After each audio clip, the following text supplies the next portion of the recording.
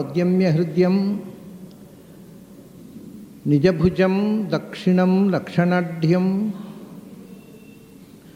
ಲಲಿತ ಮುದ್ರಿಕ್ತ ವಿಜ್ಞಾನ ಮುದ್ರಂ ಭಜ ಭಜ ಅನಂತಮಿತ್ಯಾಲಪಂತಂ ಪ್ರಣತವಾನ್ ಪ್ರಾಣಿನಾಂ ಪ್ರಾಣಭೂತಂ ಪ್ರಣತಿಭಿಃ ಪ್ರೀಣಯೇ ಪೂರ್ಣಬೋಧಂ ಭವದವೋಷ್ಣೇನ ತತಪ್ಯಮಾನಾನ್ ಭುವಿ ಪರಂ ನಾಥಂ ಅಪ್ರೇಕ್ಷಮಾಣಾನ್ ಭುವನಮಾನ್ಯೇನ ಚ ಅನ್ಯೇನ ದೋಷ್ಣಾ ಭವತು ಭೀರ್ಮಾ ಇತಿ ನ ಸಾಂತ್ವಯಂತಂ ಪ್ರಣತವಾನ್ ಪ್ರಾಣಿನಾಂ ಪ್ರಾಣಭೂತಂ ಪ್ರಣತಿಭಿಃ ಪ್ರೀಣಯೇ ಪೂರ್ಣಬೋಧಂ ನಾರಾಯಣಂ ಸುರಗುರುಂ ಜಗದೇಕನಾಥಂ ಭಕ್ತಪ್ರಿಯಂ ಸಕಲಲೋಕನಮಸ್ಕೃತಂಚ ತ್ರೈಗುಣ್ಯವರ್ಜಿತಮಜಂ ವಿಭಮಾದ್ಯಮೀಶಂ ವಂದೇ ಭವಘ್ನಂ ಅಮರಾಸುರಸಿದ್ಧವಂದ್ಯಂ ನಾರಾಯಣಂ ನಮಸ್ಕೃತ್ಯ ನರಂಚೈವ ನರೋತ್ತಮಂ ದೇವೀಂ ಸರಸ್ವತೀಂ ವ್ಯಾಸಂ ತಥೋ ಜಯಮುದೀರೇ. ನನ್ನ ಅಧ್ಯಾತ್ಮ ಬಂಧುಗಳೇ, ಮನಃಷ್ಠಾನಿ ಇಂದ್ರಿಯಾಣಿ ಪ್ರಕೃತಿಸ್ಥಾನಿ ಕರ್ಷತಿ ಅನ್ನುವುದನ್ನು ಎರಡು ನೆಲೆಯಲ್ಲಿ ನಿನ್ನೆ ನೋಡಿದೆವು ನಾವು. ಒಂದು ಮಮೈವಾಂಶಃ ಅಂತಂದರೆ ಭಗವಂತನ ಪ್ರತಿಬಿಂಬನಾಗಿರ್ತಕ್ಕಂಥ ಜೀವ ಅಂತ, ಮತ್ತೊಂದು ಆ ಪ್ರತಿಬಿಂಬನಾದ ಜೀವನ ಒಳಗಿರತಕ್ಕ ಭಗವಂತನ ಅಂಶ ಅಂದರೆ ಬಿಂಬರೂಪಿಯಾದ ಭಗವಂತ. ಅದರಿಂದ ಉತ್ತರಾರ್ಧವು ಬಿಂಬರೂಪಿಯಾದ ಭಗವಂತನಿಗೂ ಅನ್ವಯಿಸುವಂತೆ ಪ್ರತಿಬಿಂಬನಾದ ಜೀವನಿಗೂ ಅನ್ವಯಿಸುವಂತೆ ಇದೆ. ಮನಃಷ್ಠಾನಿ ಇಂದ್ರಿಯಾಣಿ ಪ್ರಕೃತಿಸ್ಥಾನಿ ಕರ್ಷತಿ, ಪ್ರಕೃತಿ ನಿರ್ಮಿತವಾಗಿರ್ತಕ್ಕಂಥ ಆ ಪಂಚೇಂದ್ರಿಯಗಳು ಮತ್ತು ಮನಸ್ಸು ಇವಿಷ್ಟು ಪ್ರಾಕೃತವಾದ ಈ ಸ್ಥೂಲ ಶರೀರದಲ್ಲಿ ಮತ್ತು ಲಿಂಗ ಶರೀರದಲ್ಲಿ ಇರುವ ಇಂದ್ರಿಯಗಳು. ನಿಜವಾಗಿ ಇಂದ್ರಿಯಗಳು ಸ್ಥೂಲ ಶರೀರದಲ್ಲಿ ಇಲ್ಲ. ಇಲ್ಲಿ ಇರುವುದು ಪ್ರಕೃತಿ ಸ್ಥಾನಿ ಅಂತ ಅನ್ನೋದು ಈ ಇಡೀ ಶರೀರದ ಪ್ರಕೃತಿ ಸ್ಥಾನೀಯವಾಗಿರ್ತಕ್ಕಂಥ ಲಿಂಗ ಶರೀರ. ಯಾಕೆಂದರೆ ಸ್ಥೂಲ ಶರೀರದ ಕಣ್ಣು ನಮ್ಮೊಟ್ಟಿಗೆ ಬರೋಲ್ಲ, ಅದು ಬರೀ ಮ್ಯಾಗ್ನಿಫೈಯಿಂಗ್ ಗ್ಲಾಸ್ ಮಾತಲ್ಲಿ, ಇಂದ್ರಿಯ ಏನಿಲ್ಲ ಇಲ್ಲ. ಯಾವ ಈ ಸ್ಥೂಲ ಶರೀರದಲ್ಲಿರುವ ಯಾವ ಇಂದ್ರಿಯವೂ ಜೀವನೊಟ್ಟಿಗೆ ಹೋಗೋಲ್ಲ. ಏಕೆಂದರೆ ಸ್ಥೂಲ ಶರೀರದಲ್ಲಿ ಇರೋದೇ ಅಲ್ಲ, ಮೂಲತಃ ಇಂದ್ರಿಯಗಳು ಇರೋದು ಲಿಂಗ ಶರೀರದಲ್ಲಿ. ಅದನ್ನೇ ಪ್ರಕೃತಿ ಸ್ಥಾನಿ ಅಂತ. ಈ ಎಲ್ಲ ಶರೀರಗಳಿಗೆ ಮೂಲ ಶರೀರ ಪ್ರಕೃತಿ ಸ್ಥಾನೀಯವಾಗಿರತಕ್ಕಂಥದ್ದು ಲಿಂಗ ಶರೀರ. ಲಿಂಗ ಶರೀರದಲ್ಲಿ ಇಂದ್ರಿಯಗಳಿರೋದು. ನಾನು ಅನೇಕ ಬಾರಿ ನಮ್ಮಲ್ಲಿ ತುಂಬ ಜನ ಏನು ಹೇಳ್ತಾರೆ ಅಂದರೆ, ಕಣ್ಣು ಅನ್ನೋ ಇಂದ್ರಿಯ ಇಲ್ಲಿದೆ, ಕಿವಿ ಅನ್ನೋ ಇಂದ್ರಿಯ ಎಲ್ಲಿದೆ? ಇಲ್ಲ, ಕಣ್ಣಿರುವುದು ಇಲ್ಲಿ. ಯಾಕಂದರೆ ಲಿಂಗ ಶರೀರದಲ್ಲಿರೋದು. ಎಲ್ಲ ಇಂದ್ರಿಯಗಳು ಹೃದಯದಲ್ಲಿರುವುದು. ಮನಸ್ಸು ಇರುವುದು ಇಲ್ಲಿ. ಮಿದುಳಿನಲ್ಲಿ ಮನಸ್ಸಿಲ್ಲ, ಅದು ಫಂಕ್ಷನಿಂಗ್ ಸೆಂಟರ್ಸ್ ಅಷ್ಟೇ. ಅದು ಅಂದರೆ ಇವಾಗ ಒಂದು ದೃಷ್ಟಿಯಿಂದ ನಾವು ಸ್ಯಾಟಲೈಟ್ ಕಳಿಸ್ತೇವೆ ಚಂದ್ರಲೋಕಕ್ಕೆ, ಅದನ್ನು ಆಪರೇಟ್ ಮಾಡೋದು ಚಂದ್ರಲೋಕ ಸ್ಯಾಟಲೈಟ್ನಲ್ಲಿಲ್ಲ, ಬಟನ್ ಇರುವುದು ಇಲ್ಲಿ ವಿಜ್ಞಾನಿಗಳ ಆಫೀಸ್ನಲ್ಲಿ. ಹಾಗೆ ಎಲ್ಲದರ ಬಟನ್ ಇರುವುದು ಇಲ್ಲಿ, ಕಂಟ್ರೋಲಿಂಗ್ ಆಗಿರತಕ್ಕಂಥ ಮೇನ್ ಸ್ವಿಚ್ ಇರುವುದು ಇಲ್ಲಿ. ಅದರ ಆಪರೇಷನ್ ಕಣ್ಣಲ್ಲಿ ಆಗುತ್ತೆ, ಕಿವಿಯಲ್ಲಿ. ಇದು ಭೂರ್ಭುವ ಸ್ವಹ, ಮೂರು ಲೋಕಗಳ ಕಂಟ್ರೋಲಿಂಗ್ ಏಜೆನ್ಸಿ ಇರುವುದು ಹೃದಯದಲ್ಲಿ. ಹೃದಯದಲ್ಲಿ ಎಲ್ಲ ಇಂದ್ರಿಯಗಳಿವೆ. ಅವುಗಳನ್ನು ನೋಡುವ ಕೇಳುವ ಎಲ್ಲ ಕ್ರಿಯೆಗಳನ್ನು ನಿಯಂತ್ರಿಸ್ತಕ್ಕಂಥ ಅವು ಪ್ರಕೃತಿ ಸ್ಥಾನಿ ಇಂದ್ರಿಯಾಣಿ. ಅವು ಮನಃಷ್ಠಾನಿ, ಮನಸ್ಸು ಮತ್ತು ಎಲ್ಲ ಇರುವುದು ಇಲ್ಲೇ, ಹೃದಯದಲ್ಲೇ ಇರುವುದು. ಜೀವ ಹೋಗುವಾಗ ಜೀವನೂ ಹೃದಯದಲ್ಲಿದ್ದಾನೆ, ಲಿಂಗ ಶರೀರದ ಒಳಗೆ ಜೀವ ಇದ್ದಾನೆ. ಲಿಂಗ ಶರೀರದಲ್ಲಿ ಈ ಮನಸ್ಸು ಮತ್ತು ಪಂಚೇಂದ್ರಿಯಗಳಿವೆ. ಲಿಂಗ ಶರೀರ ಸಾಯುವಾಗ ಜೀವನೊಟ್ಟಿಗೆ ಹೋಗುತ್ತೆ ಅದು. ಆದ್ದರಿಂದ ಅವನು ದೇಹಕ್ಕೆ ಒಂದು ದೇಹದಿಂದ ಹೊರಟು ಹೋಗುವಾಗ ಇವುಗಳನ್ನು ಕರ್ಷತಿ, ತನ್ನ ಜೊತೆಗೆ ಎಳ್ಕೊಂಡು ಹೋಗ್ತಾನೆ ಜೀವ. ಆಮೇಲೆ ಇನ್ನೊಂದು ದೇಹಕ್ಕೆ ಪ್ರವೇಶ ಮಾಡುವಾಗ ಕರ್ಷತಿ, ದೇಹದೊಳಗೆ ಎಳ್ಕೊಂಡು ಹೋಗ್ತಾನೆ. ಒಂದು ದೇಹದೊಳಗೆ ಪ್ರವೇಶ ಸ್ಥೂಲ ಶರೀರದೊಳಗೆ ಪ್ರವೇಶ ಮಾಡುವ ಲಿಂಗ ಶರೀರ ಸಹಿತನಾಗಿ ಜೀವ ಪ್ರವೇಶ ಮಾಡ್ತಾನೆ. ಬರೀ ಲಿಂಗ ಶರೀರ ಅಲ್ಲ, ಸೂಕ್ಷ್ಮ ಶರೀರ ಬೇರೆ ಒಂದಿದೆ. ಅದನ್ನೇ ಅನಿರುದ್ಧ ಶರೀರ, ಯಾತನಾ ಶರೀರ ಅಂತ ಹೇಳ್ತಾರೆ. ಆ ಸೂಕ್ಷ್ಮ ಶರೀರದಲ್ಲಿಯೂ ಇರುವುದಲ್ಲ, ಇಂದ್ರಿಯಗಳಿರುವುದು ಲಿಂಗ ಶರೀರದಲ್ಲಿ. ಅಂದರೆ ಸೂಕ್ಷ್ಮ ಶರೀರದಲ್ಲಿ ಅದರ ಫಂಕ್ಷನಿಂಗ್ ಸೆಂಟರ್ಸ್ ಇವೆ, ಅವು ಜೀವನೊಟ್ಟಿಗೆ ಹೋಗ್ತವೆ. ಎರಡು ಇಂದ್ರಿಯದ ಎರಡು ಮುಖಗಳು, ಒಂದು ಲಿಂಗ ಶರೀರದಲ್ಲಿರತಕ್ಕಂಥ ಇಂದ್ರಿಯಗಳು ಮತ್ತು ಅದರ ಅಭಿವ್ಯಕ್ತಿ ಸ್ಥಾನಗಳಾಗಿರತಕ್ಕಂಥ ಇಂದ್ರಿಯ ಕೇಂದ್ರಗಳು, ಸೂಕ್ಷ್ಮ ಶರೀರದಲ್ಲಿರುವ ಇಂದ್ರಿಯ ಕೇಂದ್ರಗಳು. ಅವು ಸಾಯುವಾಗ ಜೀವನೊಟ್ಟಿಗೆ ಹೋಗ್ತವೆ. ಸೂಕ್ಷ್ಮ ಶರೀರವು ಲಿಂಗ ಶರೀರ, ಎರಡೆರಡು ಶರೀರ. ಮೂರು ಶರೀರದಲ್ಲಿ ಒಂದು ಶರೀರ ಮಾತ್ರ ಕಳಚಿ ಹೋಗುವುದು, ಸಾಯುವುದು. ಅಂದರೆ ಅಂದರೆ ಎಲ್ಲರ ಕಣ್ಣಿಗೂ ಕಾಣುವ ಶರೀರ ಬಿದ್ದು ಹೋಗುತ್ತೆ ಅಷ್ಟೇ. ಒಳಗಿರುವ ಸೂಕ್ಷ್ಮ ಶರೀರ ಅವನ ಜೊತೆಗೆ ಹೋಗುತ್ತೆ, ಲಿಂಗ ಶರೀರ ಅವನ ಜೊತೆಗೆ ಹೋಗುತ್ತೆ. ಆ ಎರಡೂ ಶರೀರದಲ್ಲಿಯೂ ಇಂದ್ರಿಯಗಳ ಫಂಕ್ಷನ್ ಇದೆ. ಒಂದು ಇಂದ್ರಿಯಗಳು ಇರುವುದೇ ಲಿಂಗ ಶರೀರದಲ್ಲಿ, ಸ್ಥೂಲ ಶರೀರದಲ್ಲಿ ಇಂದ್ರಿಯಗಳ ಫಂಕ್ಷನಿಂಗ್ ಇದೆ. ಒಂದು ವಿದೇಶದಲ್ಲಿ ಒಂದು ಘಟನೆ ನಡೆಯಿತು.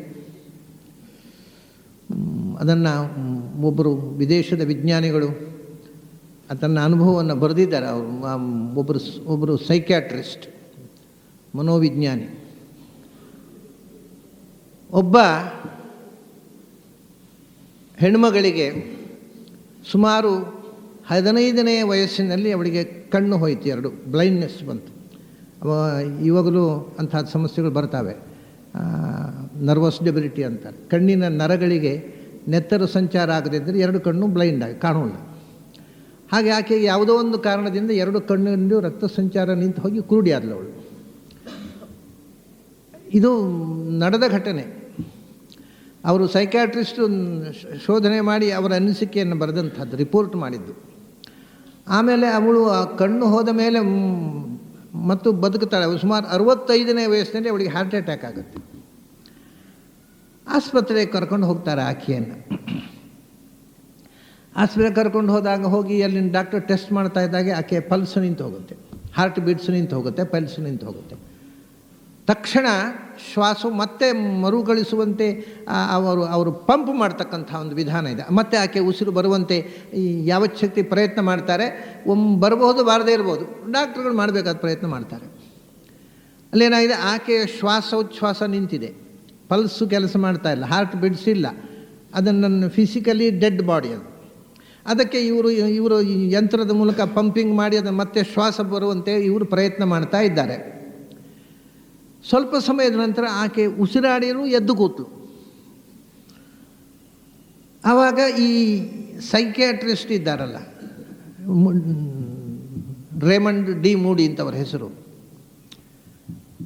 ಅವರು ಬಂದು ಆಕೆಯನ್ನು ಇಂಟರ್ವ್ಯೂ ಮಾಡ್ತಾರೆ. ಏನಾಯಿತು, ಆಗ ನಿನ್ನ ಪಲ್ಸು ನಿಂತಿತ್ತು, ಹಾರ್ಟ್ ಬೀಟ್ಸು ನಿಂತಿತ್ತು, ಉಸಿರಾಟ ಇರಲಿಲ್ಲ, ಈಗ ಮತ್ತೆ ಉಸಿರಾಡ್ಲಿಕ್ಕೆ ಪ್ರಾರಂಭ ಮಾಡಿದ್ವಿ, ಮತ್ತೆ ಹಾರ್ಟ್ ಬೀಟ್ಸ್ ಪ್ರಾರಂಭ ಆಯಿತು, ಎಲ್ಲ ಪಲ್ಸು ಹಾರ್ಟ್ ಬೀಟ್ಸ್ ಎಲ್ಲ ಪ್ರಾರಂಭ ಆಯಿತು, ಏನಾಯಿತು ಆ ಸಮಯದಲ್ಲಿ? ಅವಳು ಹೇಳ್ತಾಳೆ, ನಾನು ಈ ದೇಹದಿಂದ ಹೊರಗೆ ಹೋಗಿದ್ದೆ, ಮೃತ ಶರೀರ ಅನ್ನೋದು ಕನ್ಫರ್ಮ್ ಆಯಿತು. ಆ ಜೀವ ಹೋದ್ಮೇಲೆ ಮೃತ ಶರೀರ ಅಲ್ಲ, ನಾನು ಈ ದೇಹದಿಂದ ಹೊರಗೆ ಹೋಗಿದ್ದೆ.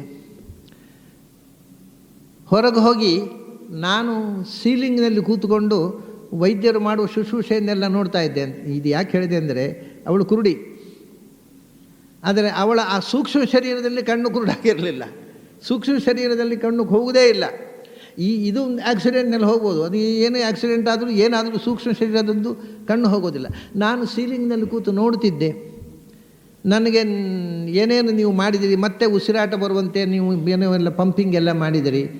ಆವಾಗ ಅವಳು ಹೇಳ್ತಾಳೆ, ಯಾಕೆ ಮತ್ತೆ ನನ್ನನ್ನು ಆ ದೇಹಕ್ಕೆ ಕರೀತೀರಿ? ಅದು ಕುರುಡು ದೇಹ, ನನಗೆ ಕಣ್ಣು ಕಾಣುತ್ತೆ, ನನಗೆ ಆ ದೇಹದಲ್ಲಿ ಬರುವ ಇಷ್ಟ ಇಲ್ಲ ಅಂತ ಹೇಳಿದೆ, ನಿಮಗೆ ಯಾರಿಗೂ ಕೇಳಿಸಲಿಲ್ಲ. ನೀವು ಮತ್ತು ಟ್ರೀಟ್ಮೆಂಟ್ ಕೊಟ್ರಿ. ಆಮೇಲೆ ಹೇಳ್ತಾಳೆ, I don't know what happened, I was forced to enter into that body. ಯಾರೋ ನನ್ನನ್ನು ಒಳಕ್ಕೆ ದಬ್ಬಿದ ಹಾಗಾಯಿತು, ಒಳಗೆ ಪ್ರವೇಶ ಮಾಡದೆ ಬಂದೆ. ಅವಳು ತನ್ನನ್ನು ಟ್ರೀಟ್ ಮಾಡೋದನ್ನು ಹೊರಗೆ ನಿಂತು ನೋಡಿದ್ದಾಳೆ. ಆಗ ಸೂಕ್ಷ್ಮ ಶರೀರದಲ್ಲಿ ಕಣ್ಣಿತ್ತು ಅನ್ನೋದಕ್ಕೆ ನಾನು ಈ ವಿಷಯ ಹೇಳಿದ್ದು. ಸೂಕ್ಷ್ಮ ಶರೀರದಲ್ಲಿ ಸತ್ತ ಮೇಲೂ ಸೂಕ್ಷ್ಮ ಶರೀರದಲ್ಲಿ ಎಲ್ಲ ಇಂದ್ರಿಯಗಳು ಇರ್ತವೆ. ಏನು ಪೂರ್ಣಾಂಗ, ಕೈ, ಕಾಲು, ಕಣ್ಣು, ಮೂಗು, ಪಂಚಜ್ಞಾನೇಂದ್ರಿಯ, ಕರ್ಮೇಂದ್ರಿಯ ಎಲ್ಲವೂ ಇರ್ತವೆ. ಅವುಗಳಿಗೆ ಏನು ಕೊರತೆ ಇಲ್ಲ, ಎಲ್ಲ ಇಂದ್ರಿಯಗಳು ಇರ್ತವೆ. ಆದರೆ ನಮಗೆ ಸೂಕ್ಷ್ಮವನ್ನು ನೋಡುವ ಕಣ್ಣಿಲ್ಲದೆ ಇರೋದ್ರಿಂದ ಕಾಣುವುದಿಲ್ಲ. ಅವರಿಗೆ ನಾವು ಕಾಣ್ತೇವೆ. ಸೂಕ್ಷ್ಮ ಶರೀರದಲ್ಲಿರ್ತಕ್ಕಂಥ ಜೀವಗಳು, ವಾತಾವರಣದಲ್ಲಿ ಲಕ್ಷಾಂತರ ಜೀವಗಳು, ಅವರಿಗೆ ನಾವು ಕಾಣ್ತೇವೆ, ನಮಗೆ ಅವರು ಕಾಣೋಲ್ಲ. ಅದು ಸೂಕ್ಷ್ಮ ಶರೀರ. ಅವರಿಗೆ ಸೂಕ್ಷ್ಮ ಕಣ್ಣಿರೋದ್ರಿಂದ ಸೂಕ್ಷ್ಮವಾದ ಕಣ್ಣಿಗೆ ಸ್ಥೂಲವಾದ ಶರೀರ ಕಾಣುತ್ತೆ, ಆದರೆ ಸ್ಥೂಲವಾದ ಕಣ್ಣಿಗೆ ಸೂಕ್ಷ್ಮವಾದ ಶರೀರ ಕಾಣೋದಿಲ್ಲ. ಹಾಗಾಗಿ ಮೃತನಾದಂಥ ಜೀವನಲ್ಲಿಯೂ ಸೂಕ್ಷ್ಮ ಶರೀರದಲ್ಲಿ ಇದೆ, ಲಿಂಗ ಶರೀರದಲ್ಲಿ ಇಂದ್ರಿಯಗಳಿದ್ದಾವೆ. ಇದು ವಿದೇಶದ ಕಥೆ ಆಯಿತು. ನಾನು ಮತ್ತೊಂದು ಕಥೆಯನ್ನು ಹೇಳಿದ್ದೆ ನಿಮಗೆ, ನಮ್ಮಲ್ಲೇ ಕರ್ನಾಟಕದಲ್ಲೇ ನಡೆದ ಕಥೆ. ಕೆ.ಬಿ. ರಾಮಕೃಷ್ಣ ರಾವ್ ಅಂತ ಒಬ್ಬರು ಉಡುಪಿಯಲ್ಲಿ MGM ಕಾಲೇಜಿನಲ್ಲಿ ಪ್ರೊಫೆಸರ್ ಆಗಿದ್ದರು. ಅದರ ನಂತರ ಅವರು ಶೃಂಗೇರಿಯ ಕಾಲೇಜಿನಲ್ಲಿ ಪ್ರಿನ್ಸಿಪಾಲ್ ಆಗಿ ಹೋದರು. ಶೃಂಗೇರಿಯ ಕಾಲೇಜಿನಲ್ಲಿ ಪ್ರಿನ್ಸಿಪಾಲ್ ಆಗಿದ್ದರು ಅವರು. ನನಗೆ ತುಂಬ ಪರಿಚಿತರು, ಯಾಕೆಂದರೆ ನಾವು ಮೊದಲು ಉಡುಪಿಯಲ್ಲೇ ಇದ್ದವರು. ಸಂಜೆ ನಾವು ಒಟ್ಟಿಗೆ ಈ ಶಾಸ್ತ್ರದ ಬಗ್ಗೆ ಚರ್ಚೆ ಮಾಡಿಕೊಂಡು ವಾಕಿಂಗ್ಗೆ ಹೋಗ್ತಿದ್ದೆವು. ತಾಸುಗಟ್ಟಲೆ ನಾವು ಚರ್ಚೆ ಮಾಡ್ತಿದ್ದೆವು. ಅಫ್ಕೋರ್ಸ್ ಅವರು ಶಂಕರೈಟ್, ಅವರು ಸ್ಮಾರ್ಥ ಸಂಪ್ರದಾಯದ ಅದ್ವೈತ ಸಂಪ್ರದಾಯದವರು. ಒಂಟಾಲಜಿ ಆಫ್ ಅದ್ವೈತ ಅಂತ ಒಂದು ಪುಸ್ತಕ ಬೇರೆ ಬರೆದಿದ್ದಾರೆ ಅವರು. ಬಟ್ ಒಳ್ಳೆಯ ಮನುಷ್ಯ, ಜಿಜ್ಞಾಸು. ಅವರು ಸ್ಮಾರ್ತರು ಇರ್ಬೋದು, ಅದೇನು ಅವರು ಅಪ್ಲಿಕೇಶನ್ ಹಾಕಿ ಆದದ್ದಲ್ಲ. ದೇವರು ಅವರನ್ನು ಸ್ಮಾರ್ತರಾಗಿ ಹುಟ್ಟಿಸಿದ್ದಾನೆ. ಅದಕ್ಕೆ ನಾವು ದ್ವೇಷ ಮಾಡಬೇಕಾದ ಅಗತ್ಯ ಏನಿಲ್ಲ. ಒಳ್ಳೆಯ ವಿಚಾರಶೀಲ, ಒಳ್ಳೆಯ ಸಭ್ಯ ಮನುಷ್ಯ, ಸಜ್ಜನ.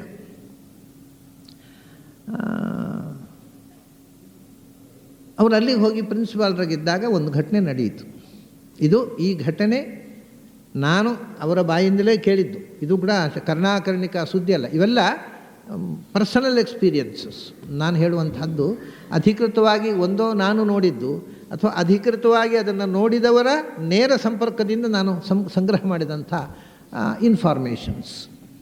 ಅವ್ರಿಗೆ ಏನಾಯಿತು ಅಂದರೆ, ಕಾಲೇಜಿನಿಂದ ಮನೆಗೆ ಬಂದು, ಕಾಲೇಜು ಒಂದು ಸ್ವಲ್ಪ ಎತ್ತರ ಗುಡ್ಡದ ಮೇಲೆ ಇದೆ. ಅದು ಶೃಂಗೇರಿಯಲ್ಲಿ ನೀವು ನೋಡಿರ್ಬೋದು ಭಾಳ ಜನ. ಶೃಂಗೇರಿಯಲ್ಲಿ ಗುಡ್ಡದ ಮೇಲೆ ಕಾಲೇಜ್, ಅಲ್ಲಿಂದ ಕೆಳಗೆ ಇಳ್ಕೊಂಡು ಅಲ್ಲಿ ಪೇಟೆಯಲ್ಲಿ ಅವ್ರ ಮನೆ ಇದೆ. ನಡ್ಕೊಂಡು ಬಂದಾಗ ರಸ್ತೆಯಲ್ಲಿ ಬಿದ್ದರು ಅವರು. ಮನೆಗೆ ಇನ್ನೂ ಹೋಗಬೇಕಷ್ಟೇ, ದಾರಿಯಲ್ಲೇ ಕುಸಿದು ಬಿದ್ದರು. ತುಂಬ ಅಪವಾದವಾಗಿ. ಸಾಮಾನ್ಯವಾಗಿ ಪ್ರಿನ್ಸಿಪಾಲ್ರನ್ನು ಉಪಾಧ್ಯಾಯರನ್ನು ಮಕ್ಕಳು ಇಷ್ಟಪಡೋಲ್ಲ, ತರಾಟೆ ತಗೋತಾರೆ. ಇವರನ್ನು ತುಂಬ ಪ್ರೀತಿಸ್ತಿದ್ರು. He was such a popular principal.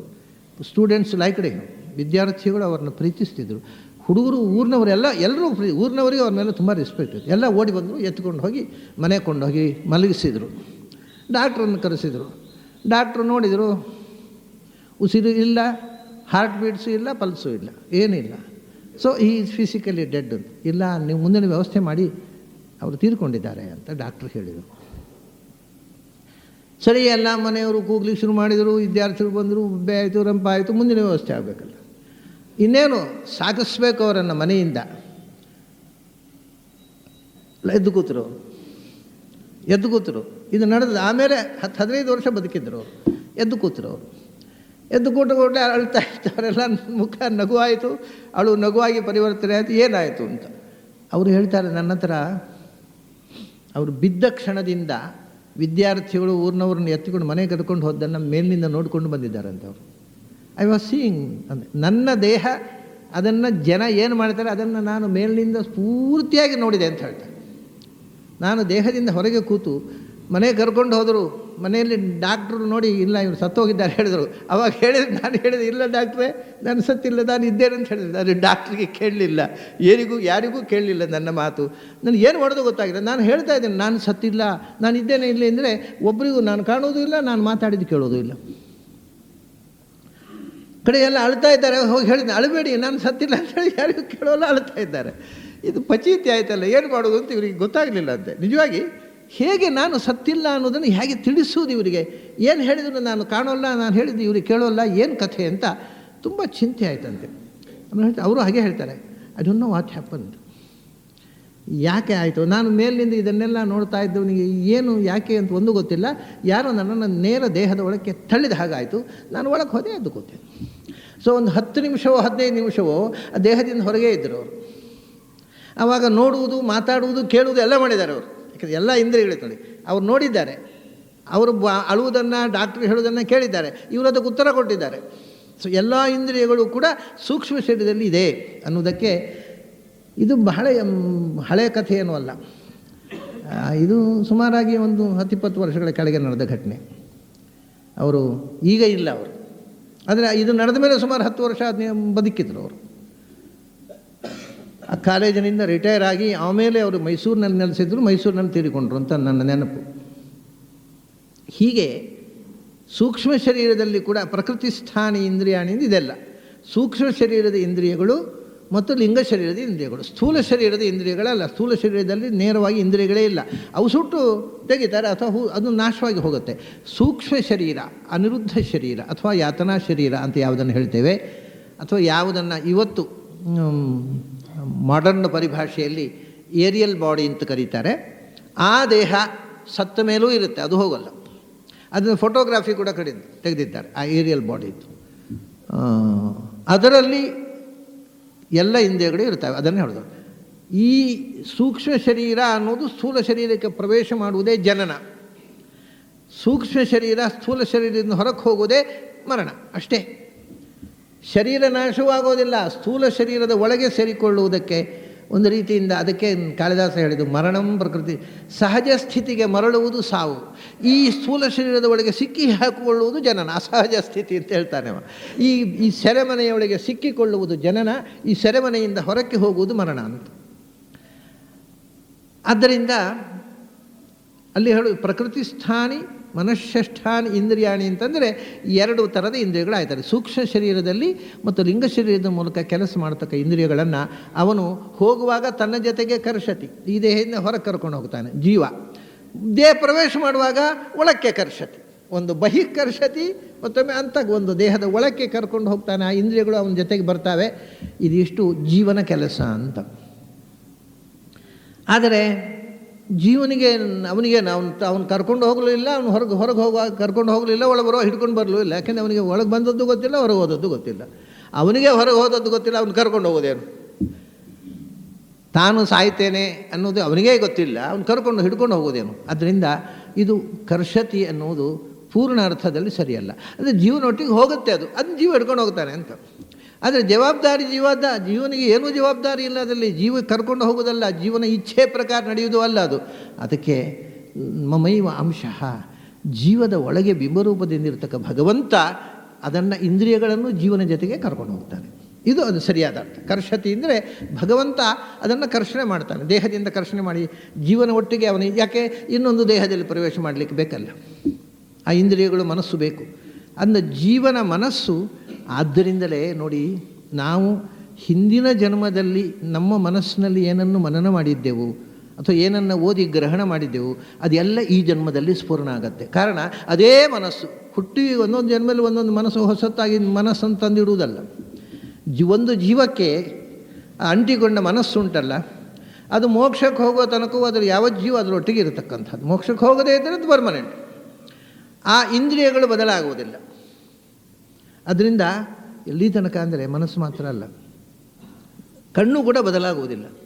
ಹಿಂದಿನ ಜನ್ಮದ ಕಣ್ಣೇ ಈ ಜನ್ಮದಲ್ಲಿ ಇರುವುದು ಆ ಇಂದ್ರಿಯ. ಈ ಕಣ್ಣು ಹೊರಗಿನ ಸ್ಥೂಲ ಶರೀರದ ಮ್ಯಾಗ್ನಿಫೈಯಿಂಗ್ ಗ್ಲಾಸ್ ಬೇರೆ ಇರುವುದು, ಇಂದ್ರಿಯ ಅದೇ ಇಂದ್ರಿಯ. ಆದ್ದರಿಂದ ಎಷ್ಟೋ ಸಂದರ್ಭಗಳಲ್ಲಿ ನಿಮಗೂ ಅನುಭವ ಆಗಿರಬಹುದು, ನಾವು ಹಿಂದಿನ ಜನ್ಮದಲ್ಲಿ ತೀರಾ ಪರಿಚಿತವಾದ ಒಬ್ಬ ವ್ಯಕ್ತಿ,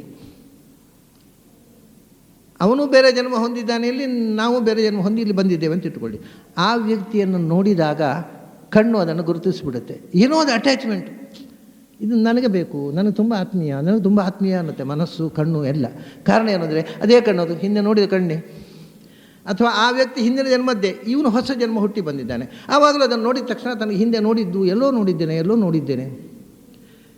ಯಾವುದೋ ಒಂದು ಊರಿನಲ್ಲಿ ಒಂದು ಬಂಗ್ಲೆಯಲ್ಲಿ ನೀವು ಬಿಡಾರ ಮಾಡಿರ್ತೀರಿ ಅಂತ ಇಟ್ಕೊಳ್ಳಿ. ಮತ್ತು ಅಲ್ಲಿಂದ ಮತ್ತೊಂದು ಜನ್ಮದಲ್ಲಿ ಆ ಊರಿಗೆ ಹೋಗಿ ಆ ಬಂಗ್ಲೆಯನ್ನು ನೋಡಿದಾಗ ಇಲ್ಲಿ ನಾನು ವಾಸವಾಗಿದ್ದೆ ಅಲ್ಲ ಅಂತ ಅನಿಸಿ ಶುರುವಾಗುತ್ತೆ. ಯಾಕೆಂದರೆ ಆ ಕಣ್ಣು ಹಿಂದಿನದ್ದೇ. ಇದೆಲ್ಲ ಬಹಳ ಅತ್ಯಂತ ಅದ್ಭುತವಾದ ವಿಷಯಗಳನ್ನು ಕರಾರವಾಕ್ಕಾಗಿ ಇದನ್ನು ತೀರ್ಮಾನ ಮಾಡಿದವರು ಭಾರತೀಯ ವಿಜ್ಞಾನಿಗಳು, ನಮ್ಮ ಹಿಂದಿನ ಋಷಿಗಳು. ಯಾಕೆ ಹಾಗಾಗತ್ತೆ ಅಂದರೆ ಅದೇ ಕಣ್ಣದು, ನೋಡಿದ ಕಣ್ಣೇ ಈಗಲೂ ಇರೋದು. ಆದ್ದರಿಂದ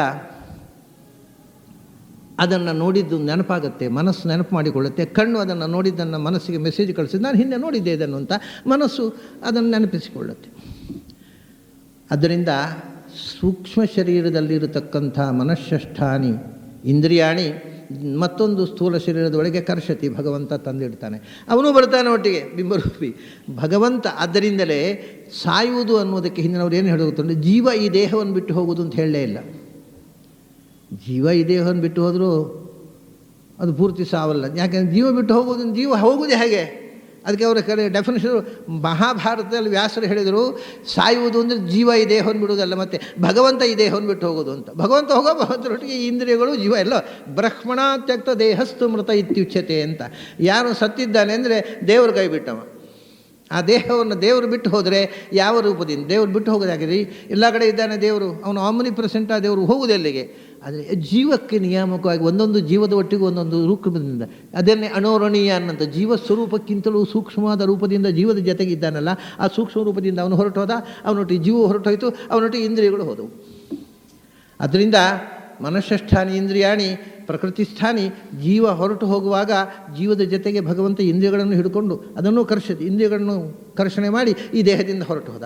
ಆಮೇಲೆ ಈ ಮತ್ತೊಂದು ದೇಹಕ್ಕೆ ಪ್ರವೇಶ ಮಾಡುವಾಗ ಮನಃಷ್ಠಾನಿ ಇಂದ್ರಿಯಾಣಿ ಪ್ರಕೃತಿಸ್ಥಾನಿ ಕರ್ಷತಿ, ಅಲ್ಲಿ ಒಳಗೆ ಕೆಳೆದ. ಇದು ಭಗವಂತ ಜನ್ಮ, ಪುನರ್ಜನ್ಮ, ಮರಣ, ಹುಟ್ಟಿನ ಕ್ರಿಯೆ ಏನು ಅಂತಂದರೆ, ಒಂದು ದೇಹದಲ್ಲಿರತಕ್ಕಂಥ ಇಂದ್ರಿಯವನ್ನು, ಮನಸ್ಸನ್ನು ಭಗವಂತ ಎಳ್ಕೊಂಡು ಹೋದರೆ ಅದರೊಟ್ಟಿಗೆ ಜೀವನ ಹೋಗ್ತಾನೆ ಆಟೋಮ್ಯಾಟಿಕಲಿ. ಅದು ಒಂದು ಹಗ್ಗಕ್ಕೆ ಎಲ್ಲ ಕಟ್ಟಿ ಹಾಕಿದರೆ, ನಿಮಗೆ ಒಂದು 4 ದನಗಳನ್ನು ಹಗ್ಗಕ್ಕೆ ಕಟ್ಟಿ ಹಾಕಿ ಒಂದು ದನವನ್ನು ಎದುರಿದ್ರೆ ಆ ಎದುರಿನ ದನವನ್ನು ಎಳ್ಕೊಂಡೋದು ಹಿಂದೆ ದನಗಳು ಬರ್ತಾವೆ. ಹಾಗೆ ಇದು ಒಂದಕ್ಕೊಂದು ಲಿಂಕ್ ಇಡೋದು. ಜೀವ ಹೋಗ್ತಾನೆ, ಇಂದ್ರಿಯಗಳು ಹೋದ. ಯಾಕೆಂದರೆ ಅದನ್ನು ನಿಯಂತ್ರಿಸುವ ಭಗವಂತ ಮುಂದಿನಿಂದ ಹೋದ, ಪ್ರಾಣದೇವರು ಹೋದರು. ಅದರಿಂದ ಪ್ರಾಣದೇವರು ಭಗವಂತ ಮುಂದಿನಿಂದ ಹೋದಾಗ ಈ ಜೀವ ಮತ್ತು ಇಂದ್ರಿಯಗಳು ಒಟ್ಟಿಗೆ ಹೋಗ್ತವೆ. ಅದೇ ದೇಹತ್ಯಾಗ, ಅದೇ ಮರಣ. ಮತ್ತು ಪ್ರಾಣದೇವರು ಭಗವಂತ ಇನ್ನೊಂದು ದೇಹಕ್ಕೆ ಪ್ರವೇಶ ಮಾಡಿದ, ಗರ್ಭದಲ್ಲಿ ಪ್ರವೇಶ ಮಾಡಿದ. ಯಾವುದೋ ತಾಯಿಯ ಹೊಟ್ಟೆಯಲ್ಲಿ ಒಂದು ಮಗು ನಿರ್ಮಾಣ ಆಗ್ತಾ ಇದೆ, ಅದರೊಳಗೆ ಪ್ರವೇಶ ಮಾಡಿದಾಗ ಪ್ರಾಣದೇವರು ಭಗವಂತ ಪ್ರವೇಶ ಮಾಡೋದು ಒಳ್ಳೆ ಈ ಜೀವ ಇಂದ್ರಿಯಗಳು ಪ್ರವೇಶ ಮಾಡಿದವು. ಅಲ್ಲಿಗೆ ಕರ್ಷತಿ ಭಗವಂತ. ಅದೇ ಹುಟ್ಟು. ಇಷ್ಟೇ ಹುಟ್ಟು ಸಾವು ಅಂತಂದರೆ, ಈ ಪಂಚೇಂದ್ರಿಯಗಳಿಂದ ಮತ್ತು ಮನಸ್ಸಿನಿಂದ ಸಹಿತನಾದ ಜೀವನನ್ನು ಒಂದು ಶರೀರ ಆಲ್ರೆಡಿ ನಿರ್ಮಾಣವಾಗುತ್ತಿರುವ ದೇಹದ ಒಳಗೆ ಭಗವಂತ ದೇಹ ರೂಪುಗೊಳ್ಳಬೇಕಾದ್ರೆ ಪ್ರವೇಶ ಆಗಬೇಕು. ಈಗ ಒಂದು ಹೆಣ್ಣಿನ ದೇಹದ ಒಳಗೆ 9 ತಿಂಗಳಲ್ಲಿ ಒಂದು ಮಗುವಿನ ಆಕಾರ ರೂಪುಗೊಳ್ಳಬೇಕಾಗಿದ್ದರೆ ಭಗವಂತ ಒಳಗೆ ಪ್ರವೇಶ ಮಾಡಿದೇವಲ್ಲಿ ಆ ಜೀವ ಪ್ರವೇಶ ಆಗದೇ ಇದ್ದರೆ ಅದು ವೇಸ್ಟಾಗಿ ಹೋಗುತ್ತೆ, ಸಂತಾನ ಆಗೋದಿಲ್ಲ, ಮಕ್ಕಳು ಬೆಳೆಯೋದಿಲ್ಲ, ಜನನೂ ಆಗೋದಿಲ್ಲ. ಅದಕ್ಕೆ ಆಕಾರ ಕೊಡಲಿಕ್ಕೆ ಒಳಗೆ ವಿಷ್ಣುರ್ಯೋನಿಂ ಕಲ್ಪಯತು ತ್ವಷ್ಟಾ ರೂಪಾಣಿ ವಿಂಶತಿ ಅಂತ. ವಿಷ್ಣುರ್ಯೋನಿಂ ಕಲ್ಪಯತಿ ತ್ವಷ್ಟಾರೂಪಾಣಿ ವಿಂಶತಿ. ವಿಷ್ಣುರ್ಯೋನಿಂ ಕಲ್ಪಯತು ತ್ವಷ್ಟಾರೂಪಾಣಿ ವಿಂಶತಿ. ಆ ರೂಪವನ್ನು ಒಳಗಿನಿಂದ ಕಡೆಯುವವನು ಭಗವಂತ. ಅವನು ಒಳಗೆ ಕೂತದ್ದರಿಂದ ಆ ರೂಪ ಬಂತು. ಅವನು ಬಂದು ಕೂಡದೇ ಇದ್ದರೆ ಜೀವಾಣುಗಳು ಲಕ್ಷಾಂತರ ಜೀವಾಣುಗಳು ಇರ್ತವೆ, ಅವನ್ನೆಲ್ಲ ರೂಪ ಆಗತ್ತ ಅವುಗಳಿಂದ? ಆಗೋದಿಲ್ಲ. ಜೀವಾಣುಗಳು ಲಕ್ಷಾಂತರ ಇದ್ದಾವೆ, ಇಲ್ಲಿಯೂ ಇದ್ದಾವೆ. ಒಂದು ಬಾರಿ ಗಂಡು ಊಟ ಮಾಡುವಾಗ ಲಕ್ಷಾಂತರ ಜೀವಾಣುಗಳು ಅವನ ಹೊಟ್ಟೆ ಒಳಗೆ ಹೋಗಬಹುದು. ಒಂದು ಬಾರಿ ಸ್ತ್ರೀಗೆ ರೇತಸ್ಸನ್ನು ನಿಷೇಕ ಮಾಡುವಾಗ ಸಾವಿರಾರು ಜೀವಾಣುಗಳು ಆ ರೇತಸ್ಸಿನ ಜೊತೆಗೆ ಗರ್ಭಕ್ಕೆ ಹೋಗ್ಬೋದು. ಅವು ಸಾವಿರಾರು ಜೀವ ಆಗ್ತಾವ? ಇಲ್ಲ. ಒಂದರಲ್ಲಿ ಭಗವಂತ ದೇಹ ಧಾರಣೆಗೆ ಮಾಡೋಕೆ, ಉಳಿದವೆಲ್ಲ ವೇಸ್ಟಾಗಿ ಹೋಗ್ತವೆ. ಆಗ ರೂಪಾಣಿ ಪಿಂಶತಿ ಅಂತ ಭಗವಂತ ರೂಪ ಕಡೀತಾನೆ. ಯಾಕೆಂದರೆ ನೋಡಿ, ಯೋಚನೆ ಮಾಡಿ, ಯಾವುದೇ ಒಂದು ವಸ್ತು ದೇಹದ ಒಳಗೆ ಹೋದದ್ದು, ಯಾವುದೇ ದೇಹದ ಒಳಗೆ ಹೋದ ವಸ್ತು ಒಂದೋ ಅದು ಜೀರ್ಣವಾಗಿ ಹೊಟ್ಟೆಗೆ ಇಡೀ ದೇಹಕ್ಕೆ ಸೇರಬೇಕು, ಪೌಷ್ಟಿಕವಾಗಿ ಅದು ನೆತ್ತರಿಗೆ, ಮಾಂಸಕ್ಕೆ, ನಮ್ಮ ದೇಹದ ಒಳಗೆ ಒಟ್ಟಾರೆ ಅದು ಜೀರ್ಣವಾಗಿ ದೇಹಕ್ಕೆ ಅಂಗಾಂಗಗಳಿಗೆ ಸೇರಬೇಕು. ಅದು ದೇಹಕ್ಕೆ ಬೇಡವಾಗದೇ ಇದ್ದರೆ ಮಲವಾಗಿ ಹೋಗಬೇಕು. ಒಂದೋ ದೇಹದಲ್ಲಿ ಡೈಜೆಸ್ಟ್ ಆಗಬೇಕು, ಇಲ್ಲ ಮಲವಾಗಿ ರಿಜೆಕ್ಟ್ ಆಗಬೇಕು.